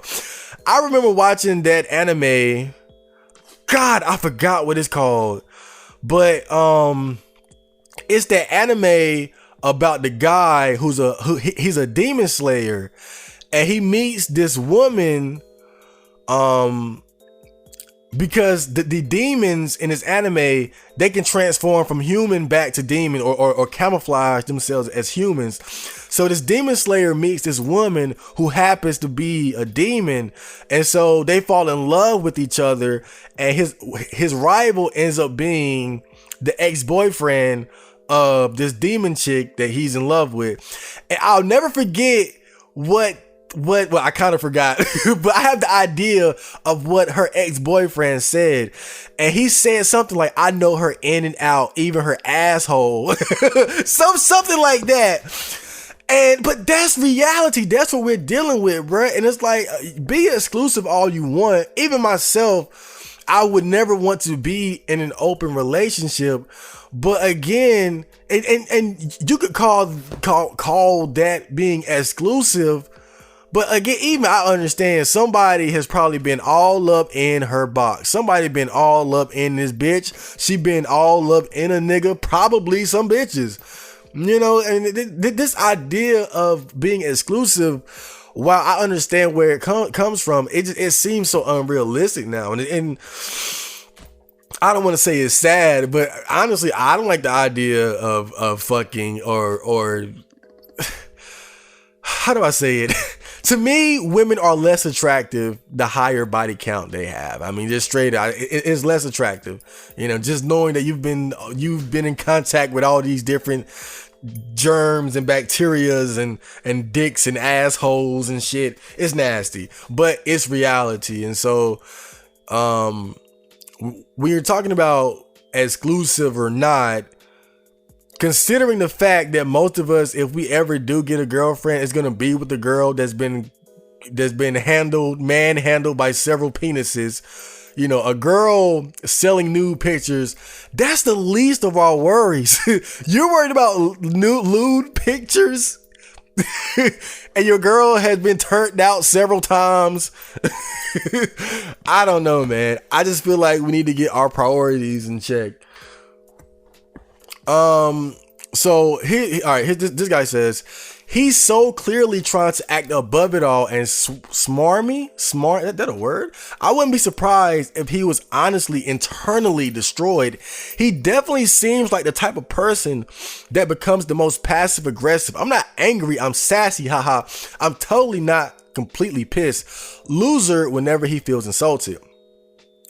People are too obsessed with my life and think they know me. If you're making fun of me online for being a simp, it's because you're a stalker. I never said anything bad about whores, so I'm not hypocritical, despite making hour-long video essays criticizing strangers on the internet for how they make their money.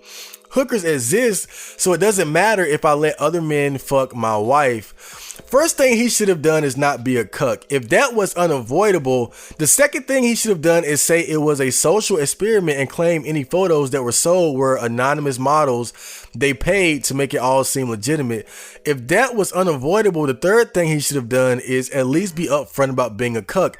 Everybody already knows, so his usual defense of hiding behind 7 layers of sarcasm and irony can't work. What a fall from grace. I wonder if he'll become another low tier low cloud. Low cow? What the fuck is a low cow? I heard of that website, but let's unpack this a bit. So I think his first part is pretty spot on. He's upset.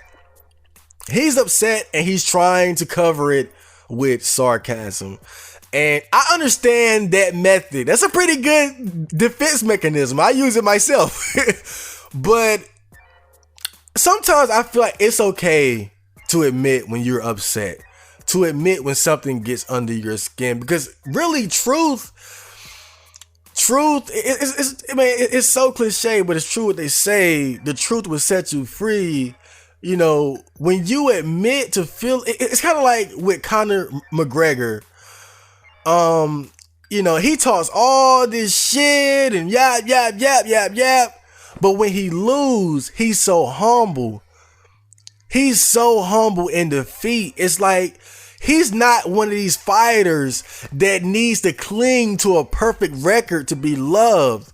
Because win or lose, he's awesome. You know, he'll talk his shit, but he's also humble in defeat. And I think iDubbbz went kind of in the wrong direction as far as trying to defend himself. He's too defensive. He needs to be a little bit more vulnerable. Cause I get it, man. You're human. Like it's tough when you have an idea or a stance, or you in a position, and a lot of people are attacking you for it. And it's okay to admit when shit like that gets to you. That doesn't mean that you're wrong or you have to change your position. It's just that you're human. It's hard when you're in the minority and everybody's coming at you like, you're you know, that's tough. It is what it is. But still, you can admit that, you know what, I'm upset, but I believe in what I'm doing. I'm upset, but you know what? This is my girlfriend. I approve of what she's doing. If you don't like it, I understand. But this is the path that I'm going to continue to walk, you know? And so, yeah, I feel like he could have handled it better. Just this isn't the time for self-deprecating humor. This is a time to be humble. This is a time to just take the damage, just take the attacks, because at the end of the day, it's your decision how you roll, and everybody's not gonna like it, and sometimes it's gonna get to you. It's hard to be on the receiving end of that E-celeb fucking. So I'm getting prepared my damn self. I feel like one day it might hit me. So I know, man, when it comes, just take the hit. Take the hit, but understand what you believe in and what you stand for. And if it's really something that doesn't bother you, then, you know, then shit, keep it rolling. Hookers exist, so it doesn't matter if I let other men fuck my wife. I don't think anybody's fucking. Who said that? Was this argument? I didn't watch the whole video. It was boring. But so this guy's calling him a cuck, and I think cuck, like simp, is on its way to becoming, is one of those words that's kind of lost its meaning, or is beginning to lose its meaning. But at the same time, this is interesting because, again, I go back to the pimp. The pimp is someone who lets other men fuck his girls for money. So is that a cuck? Is that being a cuck? It's like, no, like the thing about a cuck is that he lets other men fuck his wife or girlfriend, gets off on it, but doesn't really get anything else in return. Like, he gets sheer pleasure. Well, not always. Some guys are just cucks by circumstance, and that can happen to anybody. So, but it's a difference between being a pimp, a cuck by circumstance, and a thoroughbred cuck. A thoroughbred cuck is someone who gets off on other men fucking their wife and get nothing in return. That's really the worst thing about being a cuck, and that's what separates a cuck from a pimp. Other guys are fucking a pimp's girl, but they're paying the girl and the girl is paying him. So that's why I feel like you can't really equate Ian, that's his name, Ian, iDubbbz. That's why I feel like you can't really equate him to a cuck, because a cuck is letting other people fuck his girl and getting nothing in return. I just feel like this is like the opposite, because she's not even fucking these guys and getting money from them. But again, this how serious this is just like, again, how, like, what's your view of what a relationship is and how exclusive it needs to be. So, and we could talk about that all fucking day. But I don't agree that he's a cuck. I feel like that's a stretch. Again, it's like it or not, it's closer to pimping than simping or cucking, you know. But again, well, he could. Man, I don't doubt that he got some simp in him. I ain't even gonna go there because when you look like him, and I mean, no offense, but we real with each other here. We know, niggas know when you looking like an incel. He look like a fucking incel. He's got character and personality and success, but he had, dude, if he got on incel.me and said, I'm an incel, nobody would question him, you know. And a guy like that gets a girl like that, you know, if you're not strong in your mind, if you're not strong in your mental, well, look from your eyes, put a spell on me like Hermione. That's all I got to say. So this guy says, first of all, you're rewording it to sound better than it actually is.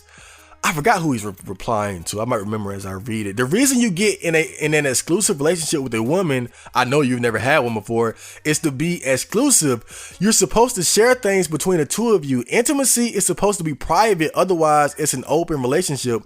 I really hope you're trolling because God help you when you get your first girlfriend and she cucks you and you don't leave her. God help your pussy whipped soul. Oh. Now, again, the irony, it's like the irony of this shit. He called him pussy whip, yet you're the one that's so attached to being exclusive. That doesn't make, you're calling the guy, the guy who's okay with his girl sharing some bit of intimacy or whatever you would call it as pussy. Like, he's okay with just letting her have that space, but that's pussy whip. Now, I can see if he was adamantly against it and allowed it anyway because he was afraid of losing her. That's pussy whip.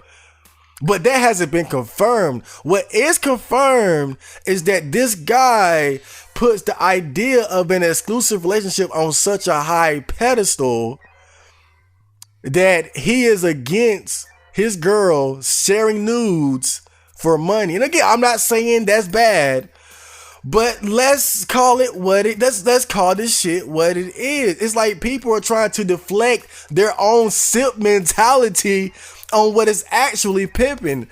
And that's why it kind of bothers me, because it's like, it's so ironic that someone would call, like, he's the guy he's talking to, he's calling him pussy whipped, when he's the one when he's the one that's really he's more attached to the pussy than anybody else.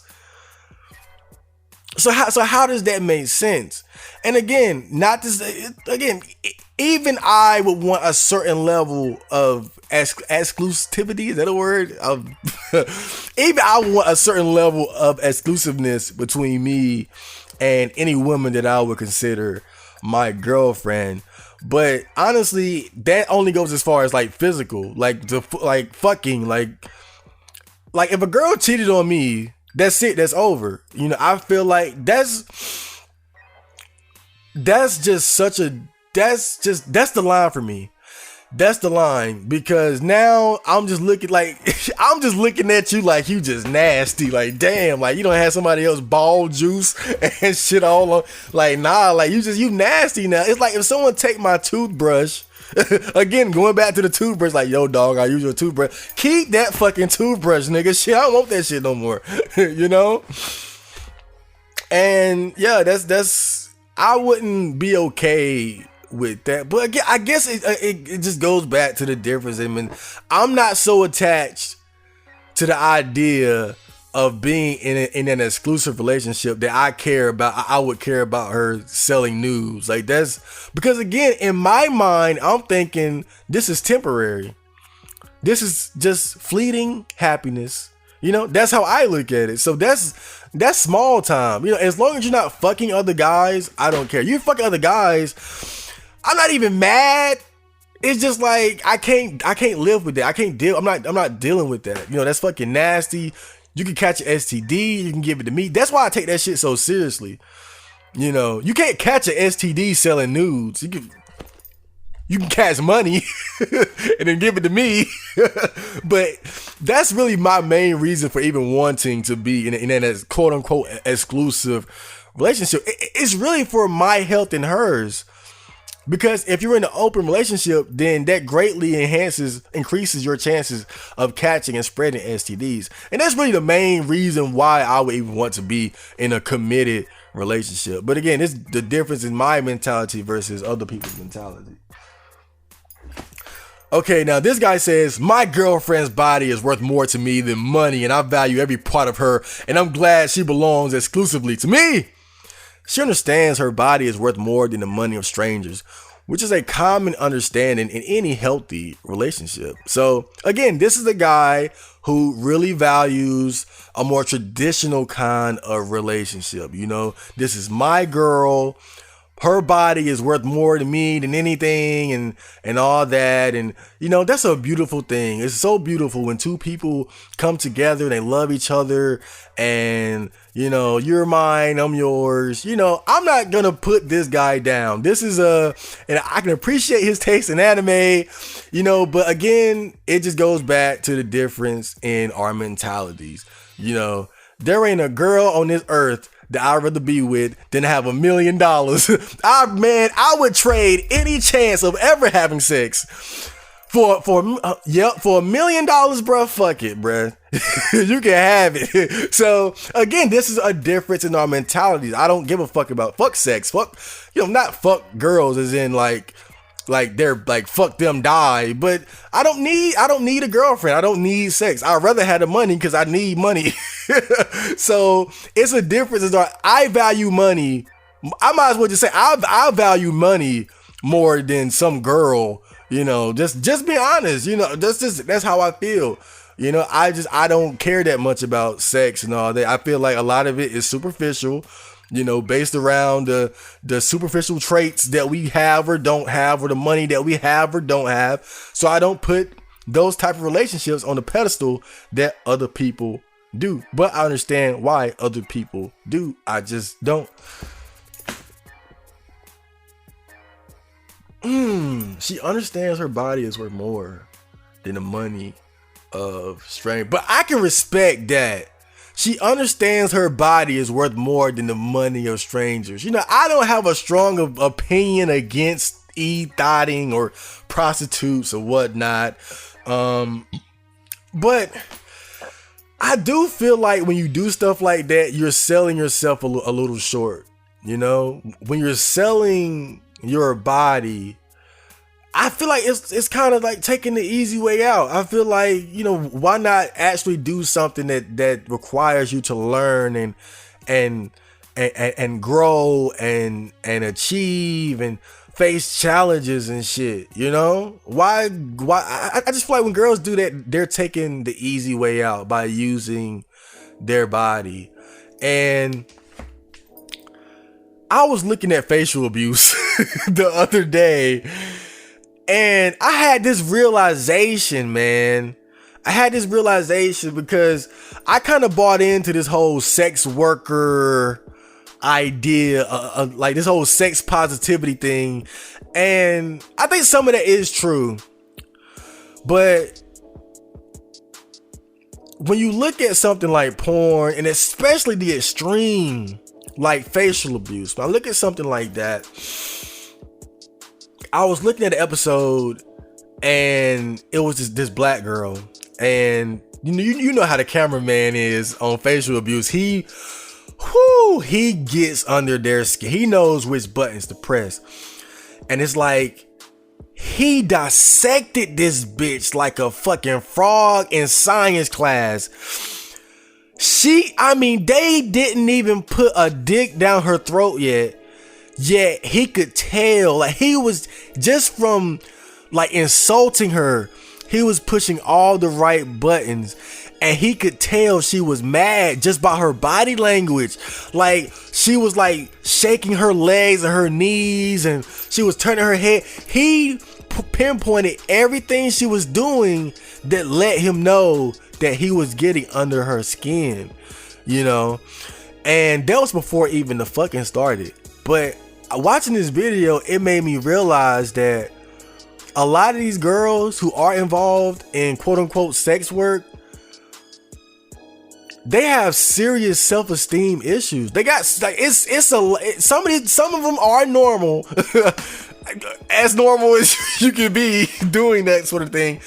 But I think even myself, I was kind of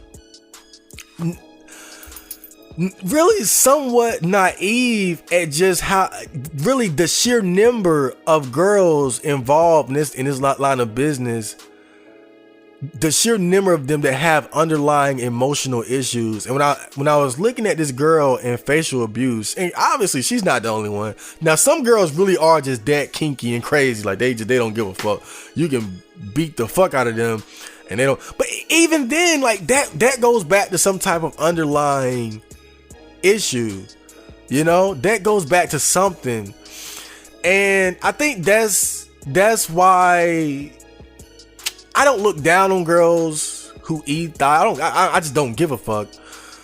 But when I see this sort of shit, I have to think more deeply about it. Like, okay, like, is there some type of deeper issue here as far as like her self-esteem, to where you would go somewhere like facial abuse and let them just, the aim is just to degrade you as much as humanly and legally possible. What would make a girl go to a place like that? You know? And some of it is the kink, but I think a good part of it is also emotional issues and the love of money. You know, just that wanting that easy big check. You know, kind of selling your soul a little bit for money. And yeah, it's I think that's my biggest issue with it, is that if I am involved, I would be in a relationship with a girl that's involved in sex work, depending, not like a porn star that's actively fucking niggas, but someone like a Instagram thought, someone that's got an OnlyFans, selling news, whatever. I can live with that. But at the same time, I'm gonna look at her differently because of it. I'm going to look at her at like, it's a red flag. It's a red flag. But if your mental is strong and you can deal with it and live with it and not get too attached with her, then I don't see the problem. And that's my opinion. And that's about it. From there, that was the thread of the day. And from here, we're moving on to the comments. Stay tuned. Oh, yeah. Oh, God, I'm unprepared. Oh, man, we got some long ones, too. Okay, so before I get the fuck out of here, we're going to do some comments. So, AK13 says, have you made it yet? Far from it. But, nah, dude, I've been thinking about what does it really mean to make it, you know? And I remember watching a video by Elliot Hughes, you know, that big buff kind of black guy who does a lot of like self-improvement videos or whatever. You know, doing my early ventures into self-improvement, I was watching some of his videos. And I remember one thing he said that stood out to me, and he talked about how he had this vision of standing in front of like thousands of people and giving speeches and shit. And he said that in a way it happened because with YouTube, he got like what, hundreds of thousands of subscribers and was able to inspire and preach to many different people, maybe not face to face, but he was able to accomplish what he set out to do, what he envisioned himself doing, just in a different way. And when I look at my YouTube channel where I got, you know, over 2,000 subscribers, and some of my songs got way more views than that, when I look at it from a different perspective, it doesn't seem like much, but in a way it's like, I've created these songs, I've created this music, and I have this audience. When I put something out, they listen. And to even have like a crowd, like just imagine doing a fucking rap show and you got like 2,000 people in the audience. That's pretty awesome. So just imagine doing a fucking rap show and you got like 2,000 people in the audience. That's pretty awesome.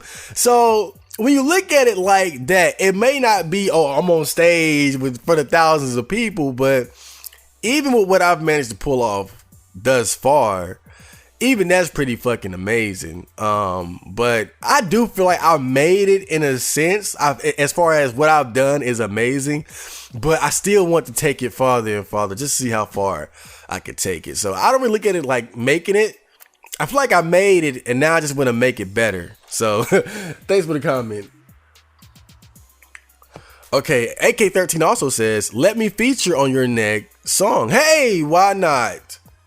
let's do it. Shit, I'm getting back into rapping right now. I've been kind of lazy lately, playing video games, doing my little playthroughs. But, now I'm ready to get back into the spitting game. So hit me up. Okay, Jackie Leg 777 says, no homo, but you're a handsome dude. That was on my 1,000 subs Row video. Yeah, I'm looking at myself now like, oh yeah, I am a handsome guy, huh? Yeah. I'm just gonna enjoy this compliment for a while. I'm just gonna savor it. But my grandma said the same thing. She came to visit one time, and I was just kind of standing in the hallway. And she walked past me and she looked at me in the face and she was like, you're so handsome. And you know how moms and grandmoms are. You know how they, of course they're going to say that, but it was the way she said it. I knew she was being like genuine. Like she saw that masculine cut to my jaw. But man, it's like I'm still in denial of my good looks.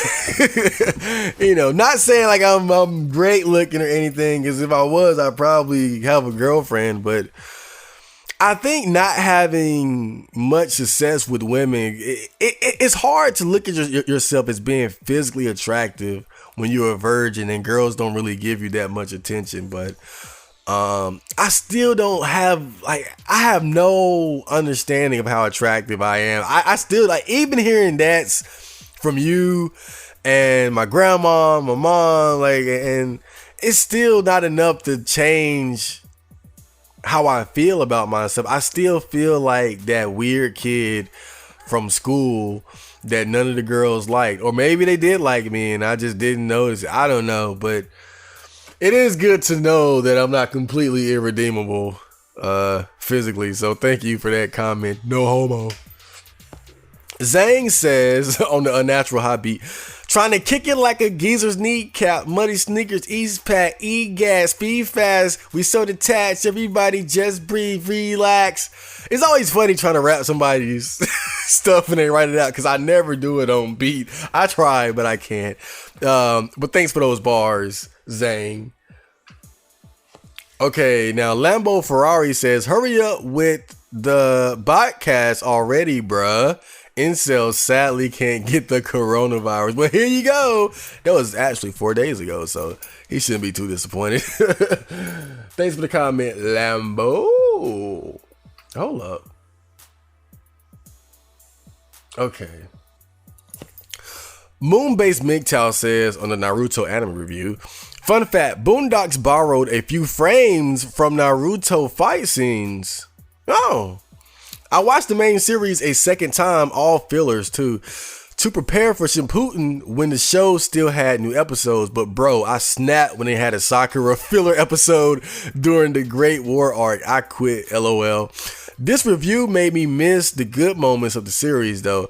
I'll go back and finish it soon, skipping all the BS of course. The tuning exam was too fire. Yeah, I still haven't checked out Shippuden. It's so much other anime I want to watch, and that's a big investment, but I do want to get into that because I'm sure it's like Naruto to Shippuden is probably like Dragon Ball to Dragon Ball Z, so I definitely gotta check it out, but not right now because I know half that shit is filler. Okay, so on a Trigun anime review, Davington says, Gungrave is like my favorite anime of all time, LOL. When you rewatch it, you should totally review it. I'd be interested in your thoughts. I should rewatch that. That's a good one. Gungrave is so underrated, man. I swear to God. People talk about Trigun and it's Cowboy Bebop. It's good, but Gungrave is good. Gungrave is a good ass anime. Like that is some of the best anime writing. I swear. Like just the story of his come up and the Harry, why? But yeah, thanks for that comment, Dave. And Game's Good to Be Bad on the OCM Botcast 8 says, man, you fucking nailed the superficiality of love. I saw it a bit when I was a kid, but now I see it more than ever. I remember being peak simp at like 18, 20, 23 going on 24 now, and I feel almost as much interest in dating when I was 11. All my friends from high school have families now, Perfect timing for Corona Chan, oof. Though the wives are below average to say the least. So I suspect beta bucks. Yeah, man. Once you get black pilled, I feel kind of corny saying that, black pilled. But come on, we all know what that means. It does have a greater meaning to it. It's just a way to kind of convey a certain idea. But yeah, once I really got black pilled, man, and understood how sexual selection worked and what women are attracted to and what men are attracted to, it killed the magic, man. The magic just isn't there anymore when you understand just like how the littlest details can make or break you in the eyes of a woman. You know, oh, you're not tall enough, well, fuck you. Your dick is too small, well, fuck you. Oh, you're black, fuck you. You're Asian, fuck you. You're Indian, fuck. Like the simplest shit.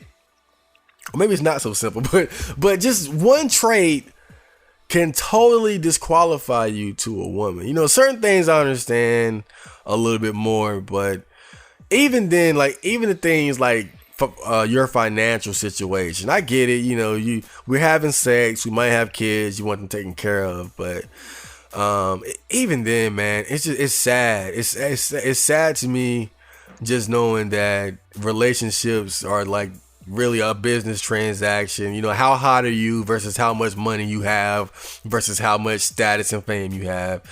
And men, we're the same way in a lot of ways. Let's face it. I don't want to fuck a gorilla ape, Planet of the Apes ass bitch, you know? Shit. But I don't think I have extremely high physical standards either. I think, I could work with a 6. But yeah, man, once I started to realize this shit, it just killed the magic, man. Like, I value my family and my friends so much more because you can only be my friend because we're compatible, like as far as like our character, our personalities, you know. To like being my friend, your physical has nothing to do with it. You know, one of my best friends has a tumor on the side of his face, like a big tumor on the side of his face. And when I see him, I don't see that tumor. I see like his character, his personality, because that's my friend, you know. But when it comes to dating, like a girl might look at him and see that, and that would instantly disqualify him from being in a relationship with her. But when I see him as a person. And that's why, again, I value friendship so much more than intimate romantic relationships, because friendship is based on just pure personality. For the most part, you got superficial friendships as well and dumb shit. But for the most part, it's less to do with how you look and more to do with who you are and how you are. At least, especially with me, I ain't gonna fuck with you if being around you isn't, cool. But thanks for the comment, dude. Gerald said, please upload more of your stuff to your SoundCloud, especially the Sad EP. You know, my SoundCloud, I'm starting to run out of space because they give you a limited amount of time you can use up there. So what I'm going to do is next month when I get the Patreon money, because the Patreon has been giving me about $20 a month. And usually I'll blow it on dog food and snacks. Not even a lie. But I was thinking, like, what can I do with the $20 that I'm getting? And I think this time I'm going to buy a premium subscription to SoundCloud so I can upload more. That way I can put all my albums up there and we can solve that problem like that. So just hold tight for next month. When I get the Patreon money, I'm going to immediately upgrade to premium and I'm going to upload all my fucking mixtapes to SoundCloud. So it's going to be beautiful. Pura says, wish I could make beats like you, Chad Marco. You can! It's not that hard, really. And I'm lazy as fuck, so, just imagine what you can do if you put your mind and your heart to it. You know, I hate to sound so cliche, but it's true. It's really not that difficult. You know, usually, I know I got a good beat by, like, the first 3 or 4, like, sounds. You know, I get a melody, maybe a synthesizer, piano, a string, a pad, pluck, whatever, add a snare, some bass or a kick, and right there you got you have your foundation right there. Then from there I just expand upon it, add more sounds. Oh, so I got this synthesizer. Well, let me throw a piano on the side or a pluck, and let me put this weird sound there. Okay, I got this snare. Let me get another snare and combine that with that snare and put like a drum roll at the end. Then I'm gonna put this snare but with some reverb on it to give it more of an atmospheric vibe. Okay, I got this bass and this kick. Let's make about 2 or 3 more bass patterns so I can add some variety. Okay, hi-hats. Oh, yeah, it's really popping now. Let's make a couple more hi-hat patterns. Okay, yeah, this will be for the hook. This will be for the verse. I can use this one wherever. Let's throw some perks in there too. Like, it's you build a foundation, or you create a foundation and just build upon that. It's so easy. Oh my God, people give me too much credit. Okay, now Antoine Anderson on the Trigun anime review says Cowboy Bebop is cute and whatnot, but it ain't shit compared to Trigun. Blasphemy! How dare you? When the gunplay and sci-fi action, while entertaining, ultimately serve to hook the viewer into the plot and the emotionality of Vash's struggle towards self-actualization and psychological moral independence and humanity and shit. Being his own man or plant. Dude is basically a deconstruction of the typical shonen protagonist. What sort of childhood trauma and worldviews would realistically compel a superhuman being like Goku or Naruto or Kenshin to act the way they do? Like a standard shonen hero in real life, in the real world, where life is often pointlessly ugly and human beings have to fight for resources like food, water, shelter, sex, money, etc. Realistically, what sort of mental issues regarding self-worth would they be hiding behind their noble, happy-go-lucky, altruistic facade? Also, 3142, you wrong as fuck, by the way. She not just an obligatory love interest. Meryl is dead ass the key to Vash's salvation. This was a great post. Now, I cannot agree that it ain't shit. Cowboy Bebop not shit compared to Trigun. Come on, dude. That's a hot take, bro. Be careful with that one. But Trigun really is, I would say it's underrated. You know, it's pretty popular. People respect it. You know, it was just kind of surprising to learn that it wasn't very popular in Japan. But I mean, really, he's spot on, though, as far as the way they have this character that's on the surface so similar to other protagonists like Goku and Naruto, where they're kind of just these goofy, happy-go-lucky guys, but like morally they're almost perfect. But Trigun takes it a step further and says, you know, why is Vash this way? Why does he have these ideas about killing, especially in a world like this where there's so much violence and death and rape and stealing and robbery? It really did kind of feel like a deconstruction somewhat of that type of character, because so many characters fit that stereotype. And honestly, it's somewhat nauseating at this point how it's like these characters like Luffy, Deku, Goku, Naruto, Ippo, like they're all the same. They're just too similar, you know. At least as far as like their sense of morality. And Vash is the same, but I can respect that they go deeper into why he is that way, and they even challenge it by putting him in an unwinnable situation. That's what I always respected most about Trigun, is that it wasn't there to just say, oh, this is the right thing to do and the wrong thing to do. They pushed his ideology to its limits. And that's what I always respected about it. But I still do kind of feel like Meryl was an obligatory love interest. I like what she and Millie bring to the table. I think they add to what Trigun is. But what I dislike about Meryl is that they're really it doesn't go anywhere. She's obviously attracted to Vash, but again, it's that whole tsundere, I like you, but I'ma still treat you like shit type of thing, and that's so typical in anime. And even though she was the key to his salvation, like I talked about in my review, it was like the conclusion that they came to just wasn't satisfactory to me. All she did was repeat what Rim already said. If that was the case, then why did it fuck with him so badly? Why did killing that guy fuck with him so badly to begin with, if all he had to do was think back to what Rim said? Because that's really all she did. She just repeated what Rim said. And that's why it bothered me. Even though she was responsible for pulling him out of the pit, she didn't really say anything new or revolutionary. She just repeated what Rim already said. But not a bad character, but I just feel like, again, just the way they handled the would-be romance between them. I'm sick of the whole tsundere. I don't notice girls things. Fuck that shit. Is that it? No, we got one more.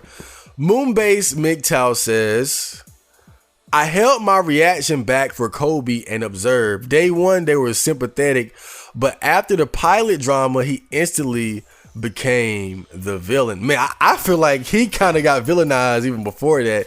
Immediately, people were talking about the whole rape thing.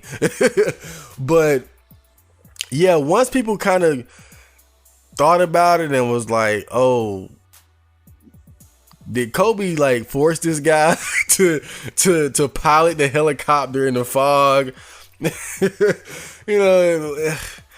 I don't know, man. Yeah, people start talking about that shit. So, there was an Ebola scare in NYC. I lived there during my NEAT phase, bro. I thought it was over. That's when I knew this NEAT shit was going to give me a mental illness, and thus I bloomed into failed normie. I don't even remember the whole Ebola shit, but that just goes to show how fucking closed off I was during that time. I don't know why it kind of scared you out of NEATdom though. Excuse me. Edit. Birth rates for developed countries are down, and it's so bad in Japan, they actually need automation to fill the gap. With the lower population, there's no need to worry about it. I'm starting to feel like Palpatine every time you talk about MGTOW, young Skywalker. Did you ever hear the tragedy of Darth Betelgeuse, the Simp? Yeah, I don't know exactly where he's going with that line there, but I need to do some research on Palpatine and Darth Betelgeuse, the Simp. But I'll figure it out. So I'm assuming these were his top 10 waifus, because I did the whole top 10 waifus in that video. So let's go down the list. Mei. Okay, I'm vaguely familiar with her. Mimi, don't know it all. Orihime, don't know it all. Bleach. Dexter's mom, Dexter's Lab. Yeah, she had a fat ass. Tharja, Fire Emblem, not aware of her. Rayla, Dragon Prince, not aware of her. Mifa, BOTW, don't know her. KO, DBS, good choice. Leona, League of Legends, we've been through so much. Haku, Naruto. Oh yeah, you can't go wrong with a trap. Oh man, Haku was a cutie. If you gotta go gay, go for the trap.